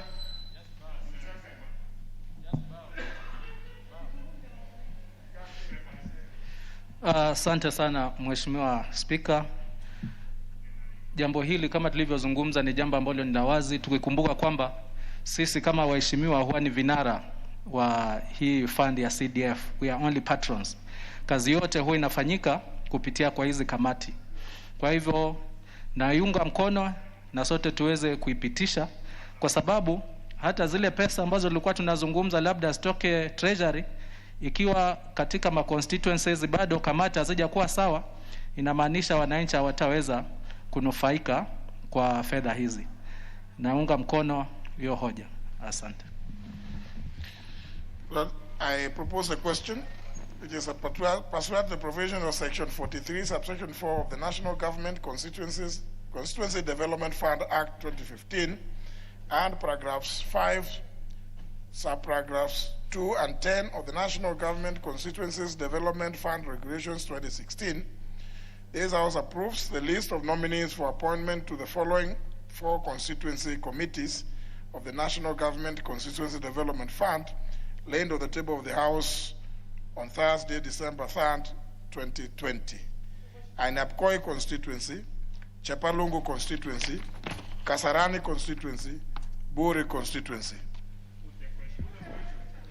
I put the question? Very well. Honourable members, I put the question. Pursuant to the provisions of section 43, subsection 4 of the National Government Constituency Development Fund Act 2015 and paragraph 5, subparagraphs 2 and 10 of the National Government Constituencies Development Fund Regulations 2016, this House approves the list of nominees for appointment to the following four constituency committees of the National Government Constituency Development Fund laid on the table of the House on Thursday, December 3rd, 2020. Ainapkoi constituency, Chepalungu constituency, Kasarani constituency, Buri constituency. Will as many as of that opinion say aye? As many of the contrary opinion say nay? The ayes have it. Next order. Order number 11, motion, approval of agreement for the avoidance of double taxation between Kenya and Mauritius. The Chairperson, Departmental Committee on Finance and National Planning, Honorable Anga. Thank you, Honorable Speaker.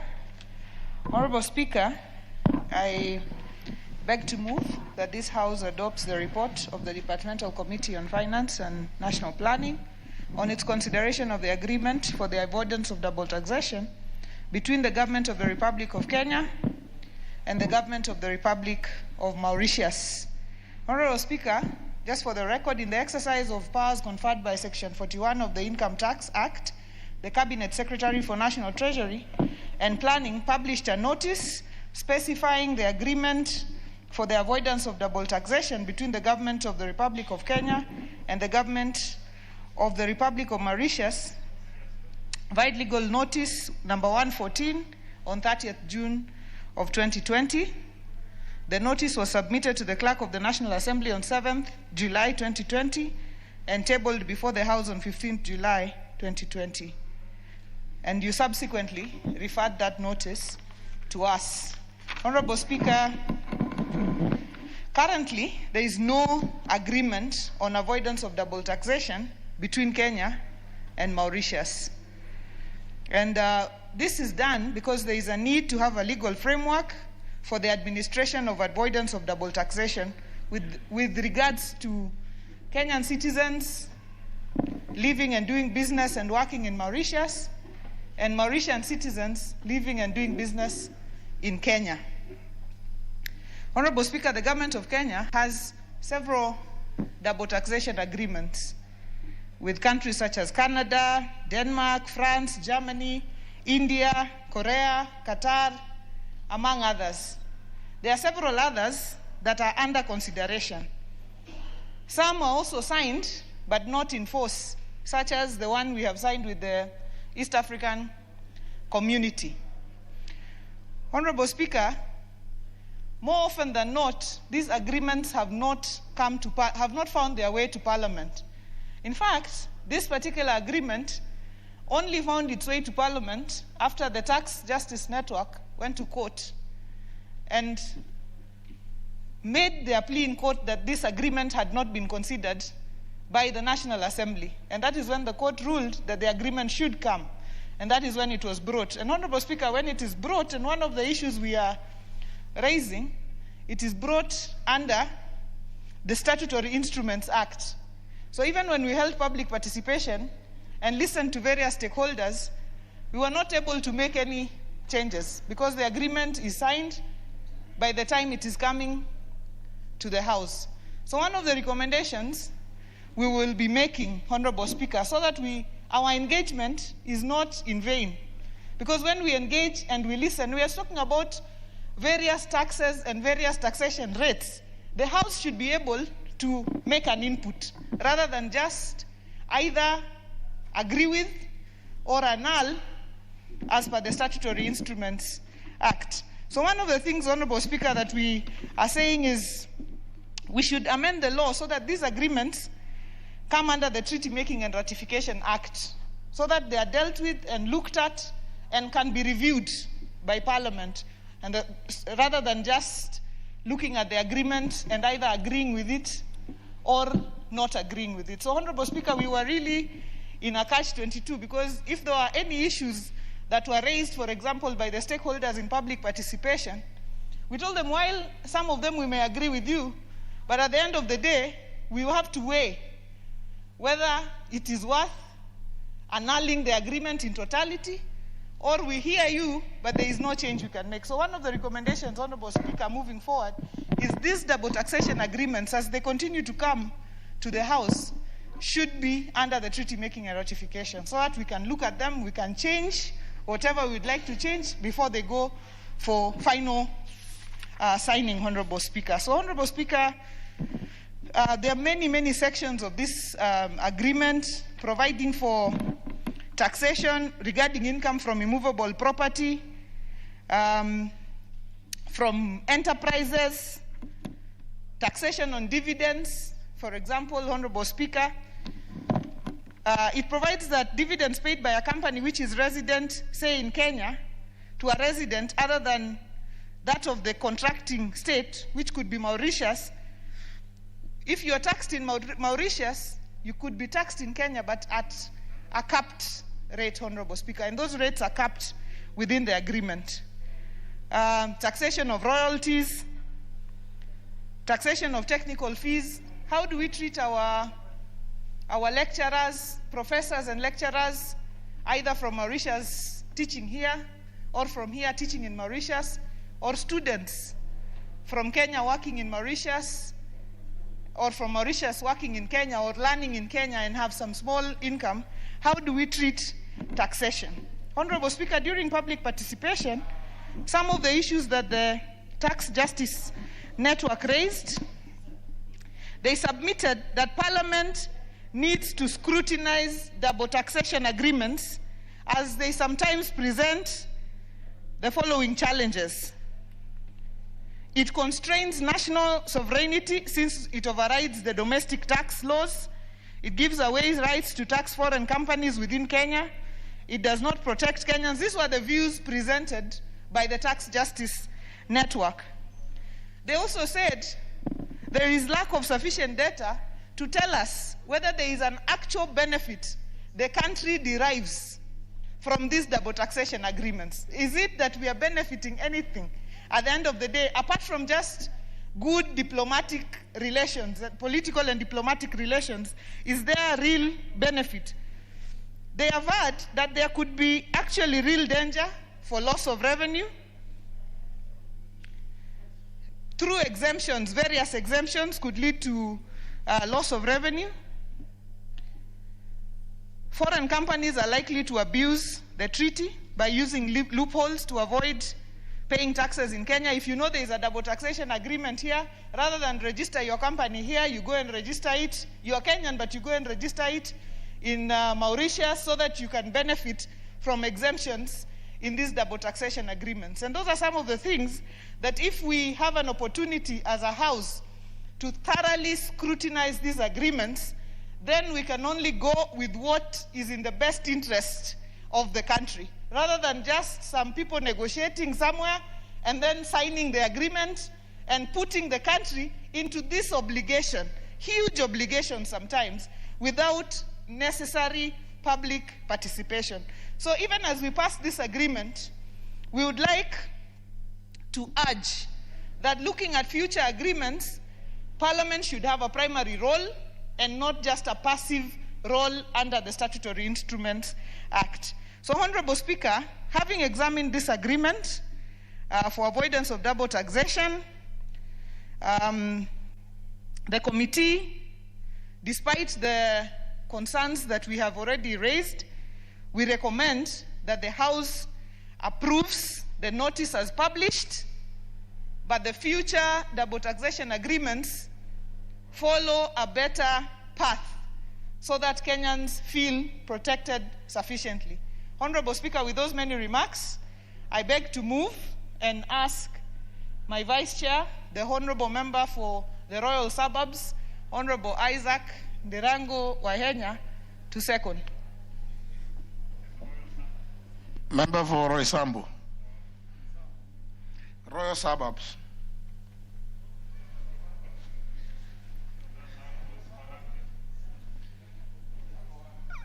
The Englishmen called it the Royal Suburbs, but the Africans after independence called it the Roysambu.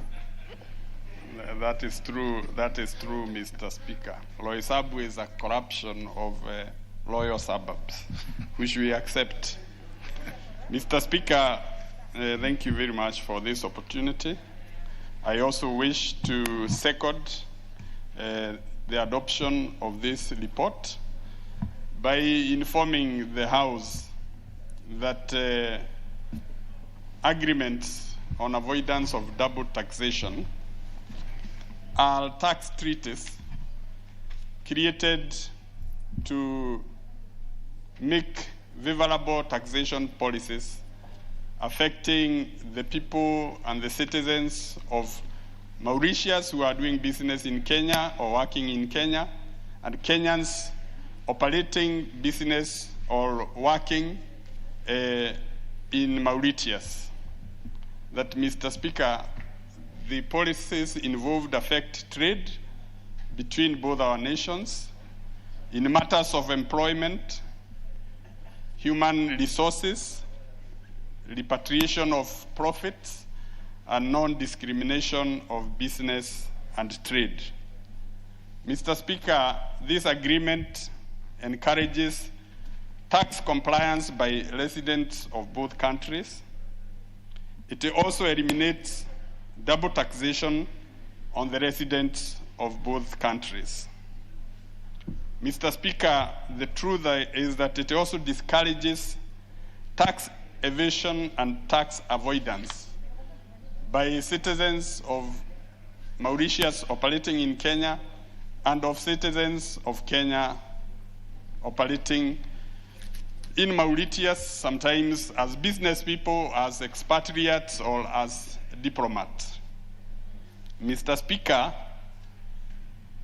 this is like a list of tariffs or a list of agreements on what tariffs will be put on goods, services, human resources requirements of citizens of these two countries. Among the articles that have been provided is Article 7, which covers business profits. Mr. Speaker, we also have articles which provide how profits of an enterprise from the operation or rental of ships or aircraft at international traffic shall be taxed. It also provides how and the rate of taxation on dividends in Kenya and in Mauritius. Mr. Speaker, it also provides how income derived by residents from the contracting states will be charged, ranging from accountants, IT specialists, lawyers, quantities affairs, architects, sportsmen, diplomats, and even surveyors. Mr. Speaker, it also touches on requirements for distinguished services and human resources like professors, teachers, specialists, etc.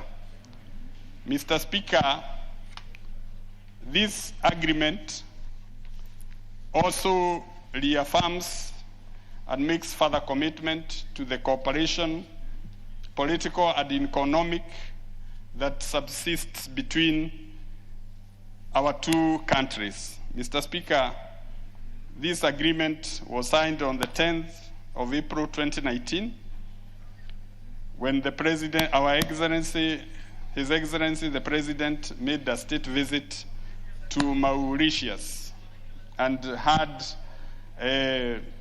political and economic negotiations with the President of the Republic of Kenya and the President of the Republic of Mauritius. And when he came back, Mr. Speaker, key stakeholders of this country were called upon by the National Treasury, Ministry of Foreign Affairs, Kenya Revenue Authority, Office of the Attorney General.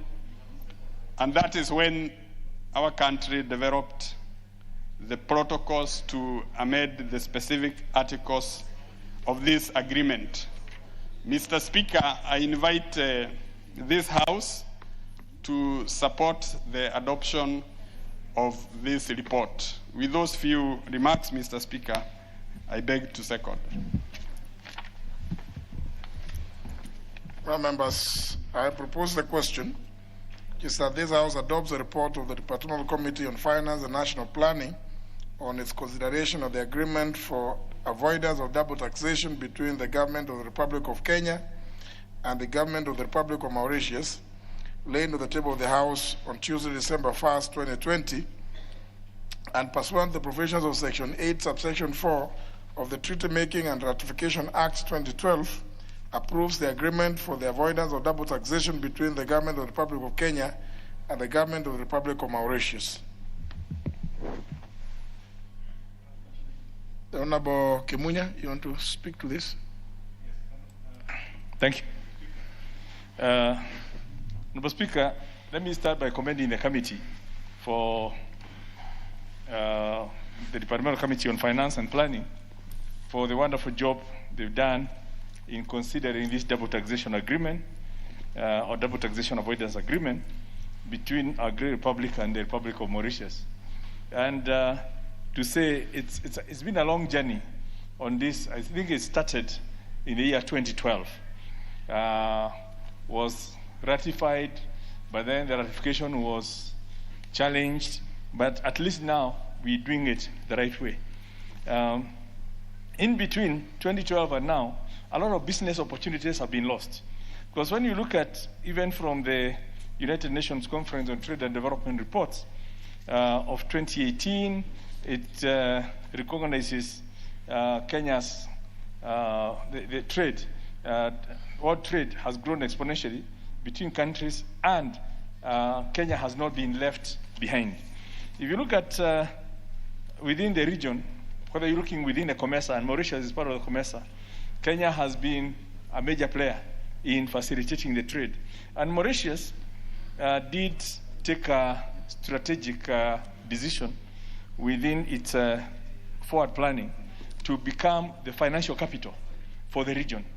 And hence, most of the businesses have ended up getting into Mauritius, but are trading within Kenya, including Kenyan companies. They are big names. I'm sure we know of some of the banks, even some of the big insurance companies in this country are actually headquartered in Mauritius. Strategically, because Mauritius created that environment for being a business hub that facilitates people to list there and do business and access global finance from within Mauritius.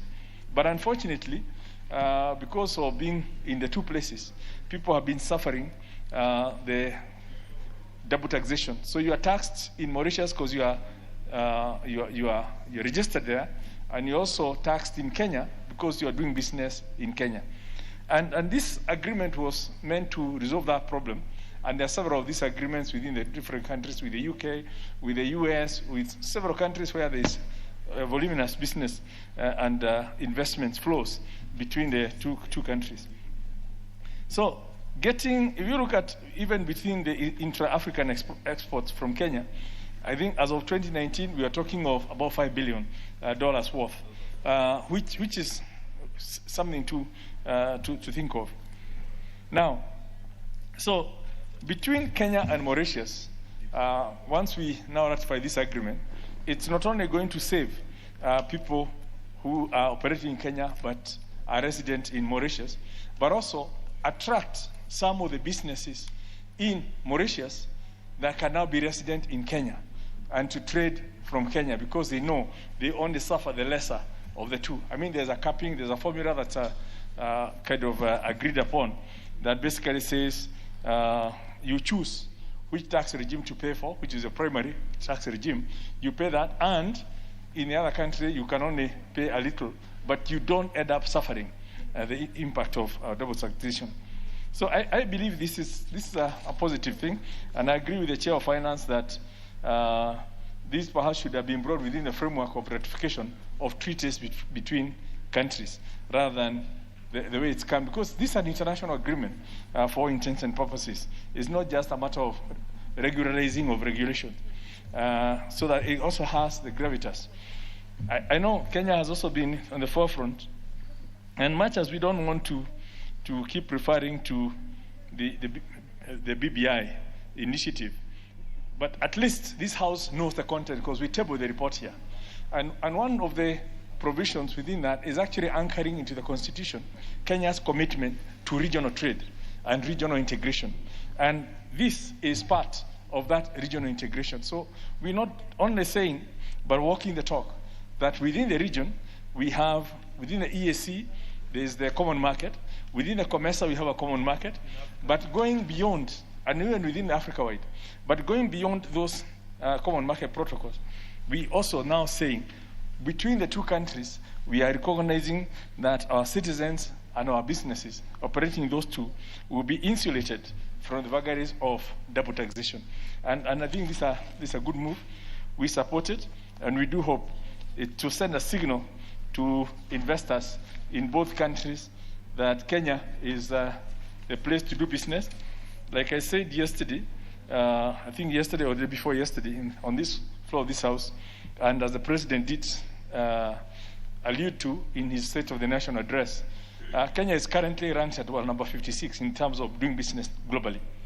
And there is an intention of moving to the top 30 by 2022. Mauritius went that route. Rwanda went that route. And hence, you know, the more you see in the ranking and it's easier to do business, there's less corruption in the country, there's all those parameters that ease the cost of doing business, then we are going to attract the foreign direct investments as required to create the jobs in this country so that our hard-working youth, our educated populace, which is very highly educated and recognized on a global basis, can at least move from manual work to to reap the benefits of where they went to school and the skills they've developed by working not just in Kenya, but within the region, because they're exposed to region and regional integration. So with those a few remarks, once again thank the Finance Committee. They're doing a super job, and I want to single out their chair, who is not exactly finance-oriented, but has been talking more finance than people who are trained in finance. Congratulations on Boanga. I think you've done a super job in that committee, and it just shows leadership is not about the technical knowledge of the subject matter. It's about leading the people to actually extract the expertise that is within the committee and then share it with the rest of the House. I beg to support. Member for Oraka. Actually, Mr. Speaker, I'm on a point of order. I'm rising, Mr. Speaker, to ask you if it would be in order that the mover of this motion be called to respond. You know, Mr. Speaker, this report has been with us, and this committee has considered this report anxiously. And Mr. Speaker, it has been explained very well by the Leader of Majority. You know, the Leader of Majority was in office when this thing began. And I do not think there is any authority other than him that is able to explain it to us as it is. You know, it was hard to believe him when he was in office because then he doubled as a member of the House and elsewhere. But now he is here with us and is leading the government. So we want to trust him that he has the best interest of this House. But the most important thing, Mr. Speaker, if I hear the deliberations on this motion, it seems to me that we are just creating a procedural way in which future involvements would then have to come to us through the Act rather than statutory instruments. And when that will happen, we will be able to respond accordingly. I know, Mr. Speaker, that it is you faithfully who knows the mood of the House. But the mood of the House must also look at the business before us. And the line is still long. Unless there is a member who has done a lot of research and is able to give us more information than we have, Mr. Speaker, I respectfully submit that ask the mover to respond. It looks like there are a number of members who want to.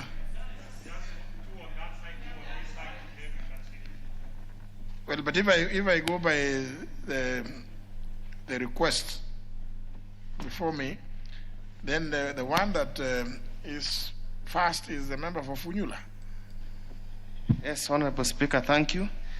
Let me also take this opportunity to congratulate the Finance Committee for the wonderful job they have done to dissect the agreement to avoid double taxation.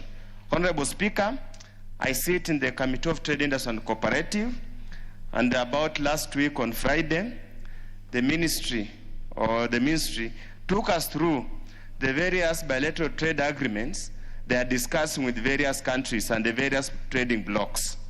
One of the issues that came out very clear is the issue of taxation regime. It is held, there's a perception all over the world that taxation regime in Kenya is too high. So consequently, there must be mechanisms. There could be a reason why many of the trading partners are including the issue of taxation as part of the agreement.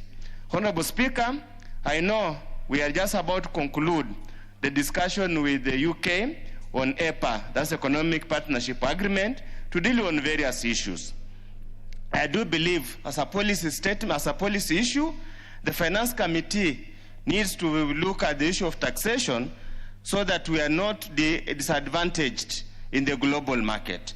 Honorable Speaker, generally, Kenyans are fairly educated, and we export a massive amount of labor, skilled and unskilled, to various parts of the world. It is important, therefore, that a taxation regime is put in place to avoid a situation where you are taxed where you are working, and when you come back here again, when you file your tax returns, you are asked to pay taxes again.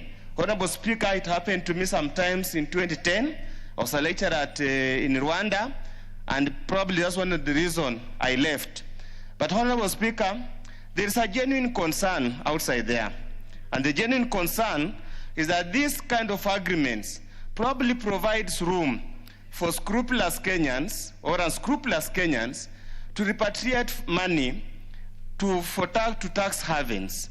We just hope and pray that as much as is important for this country, we just hope and pray it will not be abused to hide money and avoid paying taxes, yet the country as we stand today is reeling against inadequate revenue.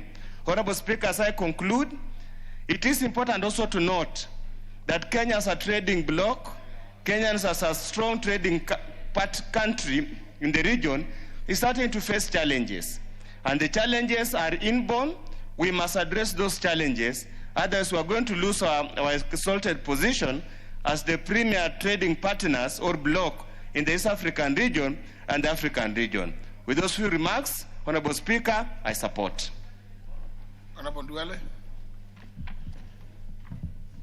Thank you, Mr. Speaker. Mr. Speaker, I really want to ask Honorable TJ, my very good friend, that when you see Honorable Millie and myself and you sitting, we are here on matters we have researched.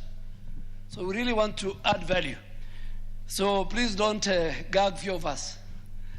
What is double taxation, Mr. Speaker? Mr. Speaker, double taxation in layman's language is levying of tax by two different jurisdictions, same tax, or countries.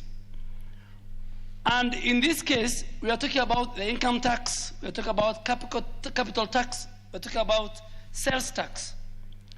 But Mr. Speaker, as much as double taxation, the meaning of double taxation, when countries engage each other, the principal benefit to those two nations is one, to discourage or not to threaten any cross-border trade between those two countries, to allow the free flow of international trade and investment. That is the core. And most countries want to, for them to increase international trade and investment, they want to reduce or avoid internal double taxation or particularly on income or property or assets.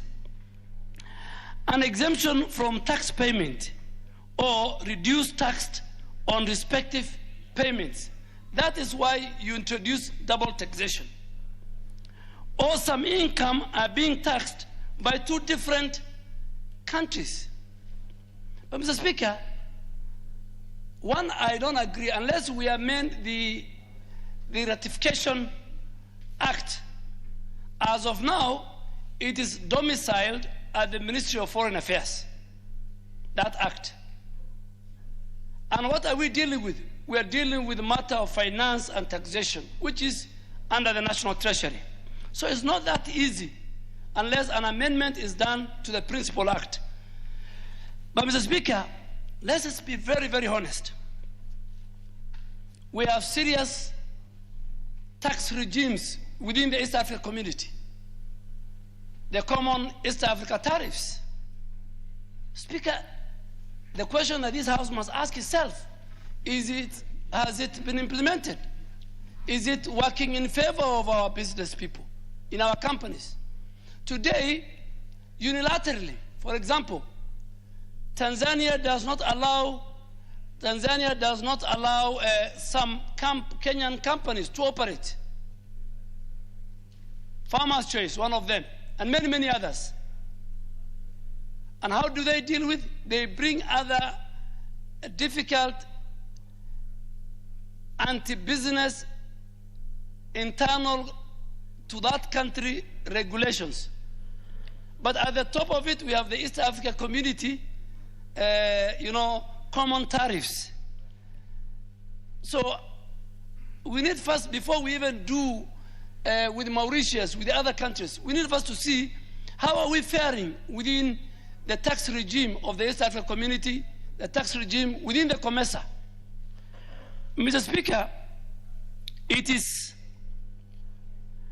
very, very sad, and Kenyans will agree with me that in terms of budget, in terms of business, in terms of investment, Kenya is a big brother within the region. And Kenya should, by offering, and having a common tariff within our neighbors, Kenya should have gained. But you go to Namanga, just go to Namanga here, and count the trucks that are coming from Tanzania and compare them with the trucks that are leaving Kenya crossing the border. That itself will tell you that the environment is more. Finally, Mr. Speaker, sometimes, double taxation is signed between countries just maybe to favor one or two big corporations where maybe certain people have an interest.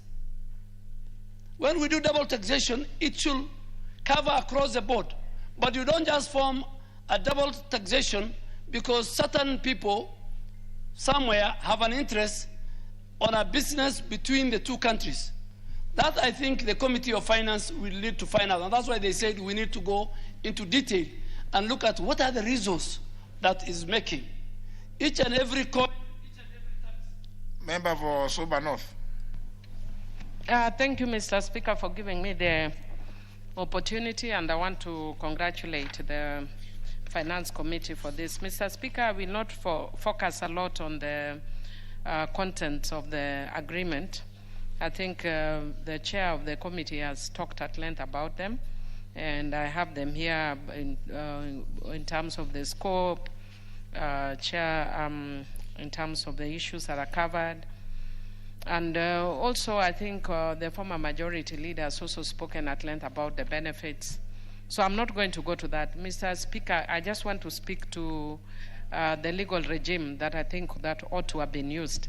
And when the chair of finance was moving it, she made reference to the fact that the tax justice had gone to court, and the court had directed that this matter be brought to Parliament. Now, when I actually look at the documentation, what we have that has been brought to us, that's why it's actually under statutory instruments, is legal notice number 114. And what it then does is basically to get Parliament to approve maybe regulations or the subsidiary legislation pertaining to the agreement. Mr. Speaker, my worry is that the court did not make a direction on subsidiary legislation.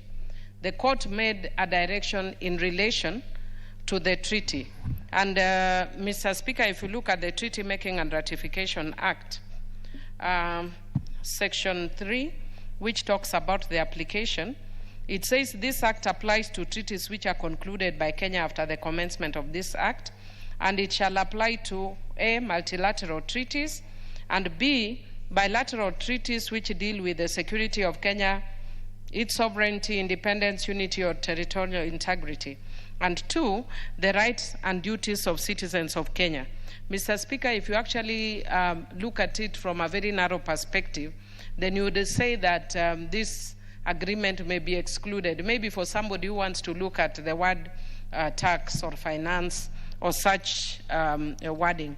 But Mr. Speaker, if you look at that B, which talks about rights and duties of Kenyans, then it actually falls within the framework of Treaty Making and Ratification Act. So what should be before this House is not this document that has been brought to us. What should be here, based on the decision by the court, is actually the treaty itself, so that Parliament gives approval before the government of Kenya agrees. And I think what we need to, and I'm glad the Chair of Finance is here, is you actually need to have a meeting with the relevant ministries and inform them that any further agreements that they go through, so long as it touches on the issue of rights and duties of Kenyans, and there are so many fiscal responsibilities that are expected of Kenyans in the Constitution, and there are many rights of Kenyans that touch on this, including the right to non-discrimination through double taxation. So it actually falls squarely under the Treaty Making and Ratification Act. And because of that, if this team that went to court were to go to court again, then we are likely to see the ratification coming back. Because what I believe the court was saying is, in essence, is that the process of ratification that the government of Kenya went through was flawed. And because we have this law, the government must now do things the right way. And Mr. Speaker, I know because I'm the one who sponsored the Treaty Making and Ratification Act.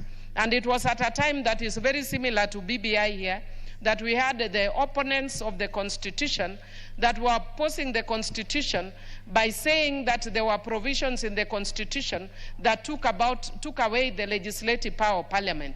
So we brought the legislative power of treaty making back to Parliament. What we are having now is people who are not used to that are now using shortcuts to do treaties without the involvement of Parliament.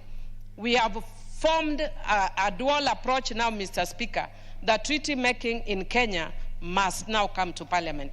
And I think all the relevant departments and ministries ought to be informed. Mr. Speaker, with that, I reserve whether I'm supporting or not, because I think we have a flawed system, Mr. Speaker. In principle, I support the treaty, but the process is flawed. I thank you. Member for Molo.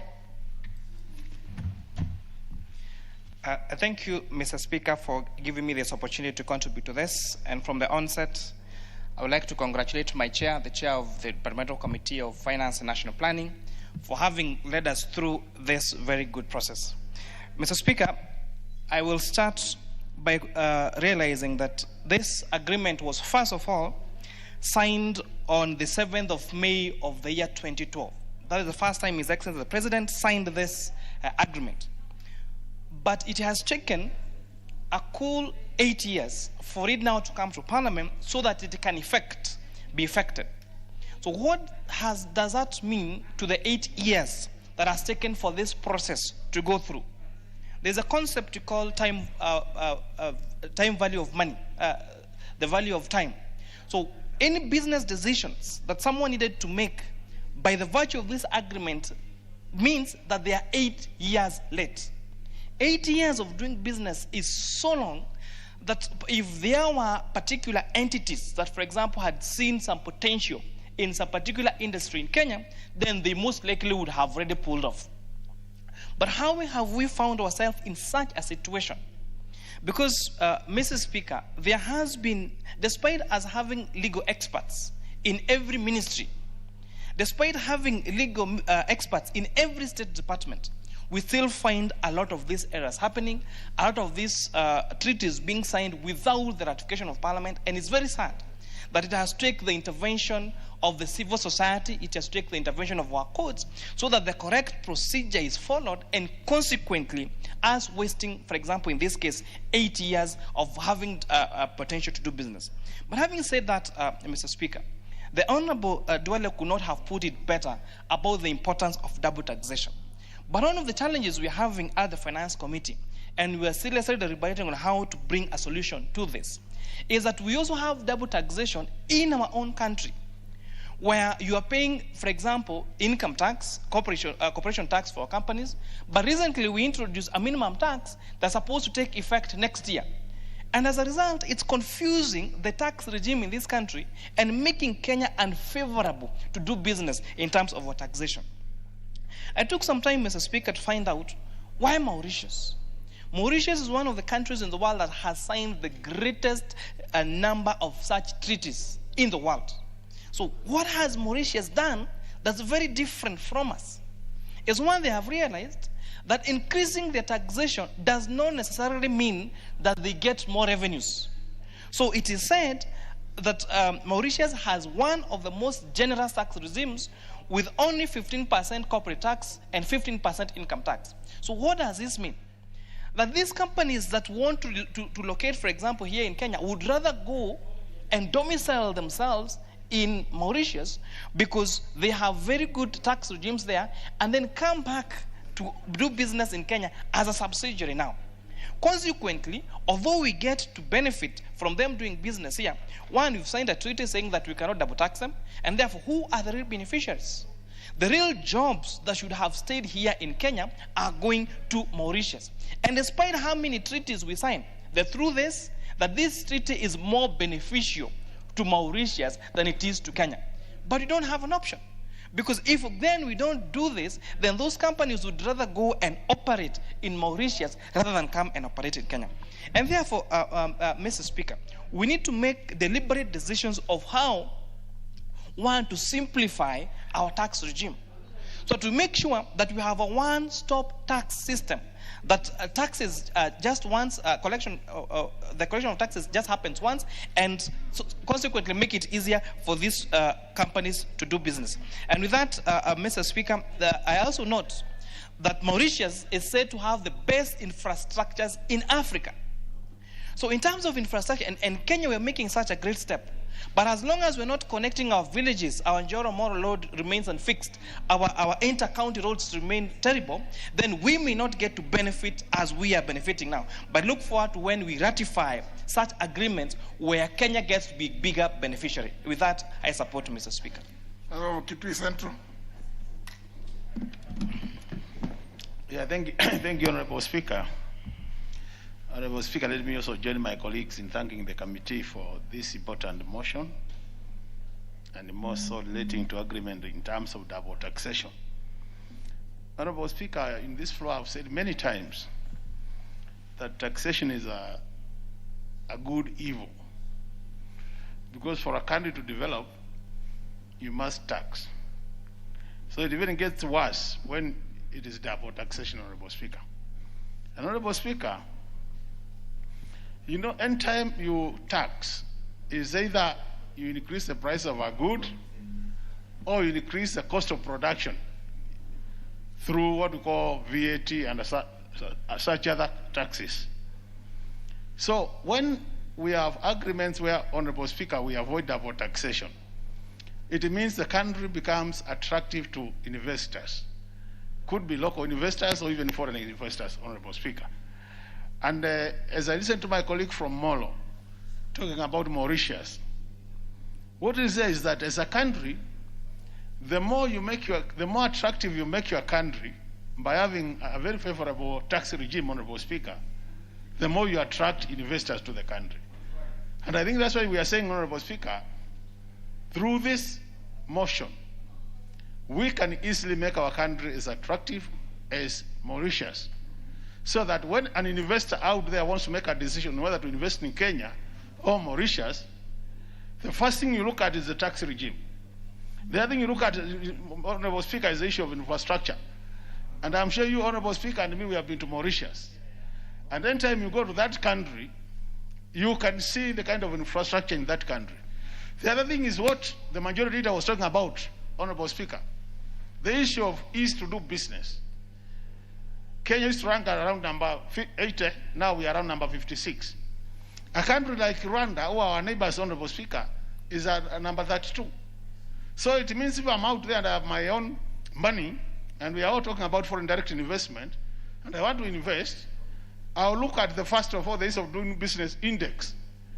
And if I find Rwanda is more favorable to me as an investor than Kenya, then more likely I'll start with Rwanda before I come to Kenya. And to me, that's why this agreement becomes very important to this country.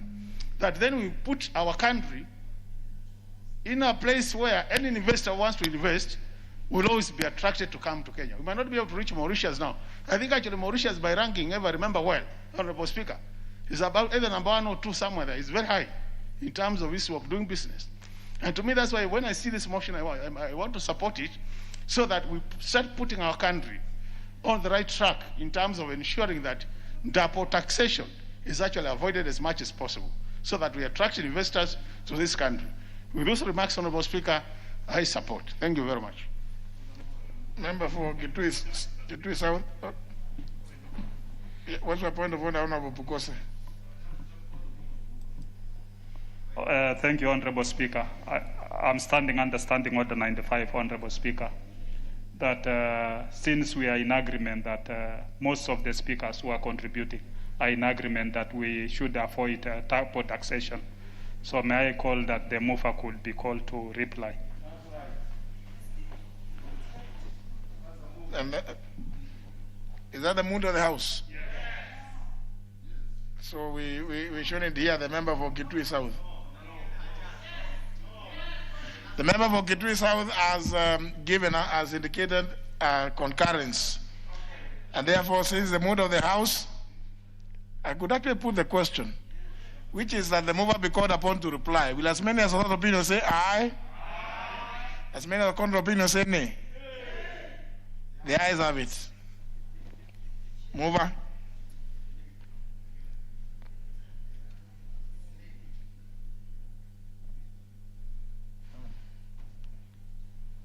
Thank you, Honorable Speaker. Honorable Speaker, I'd like to thank members for their very, very useful contributions to this motion. Honorable Speaker, most of the members are speaking to our competitiveness as a country, as an investment destination, and how our tax regime then supports that. So, Honorable Speaker, as a Finance Committee, we continue to endeavor to make sure that even as we introduce new taxes or as we adjust our taxation regime, we adhere to making Kenya the most attractive investment destination in the region. So I really want to thank the members also for their kind remarks, Honorable Speaker, and with those few remarks, I beg to reply. Very well. Honourable members, I would have obviously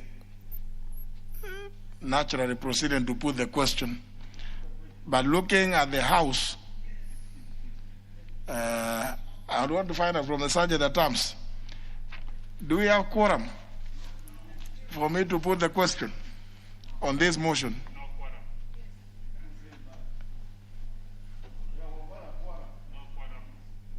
We don't have quorum? Well, then question will be put on such other occasion as we have quorum. Next order. Order number 12, motion, consideration of a public petition on a resolution of the House.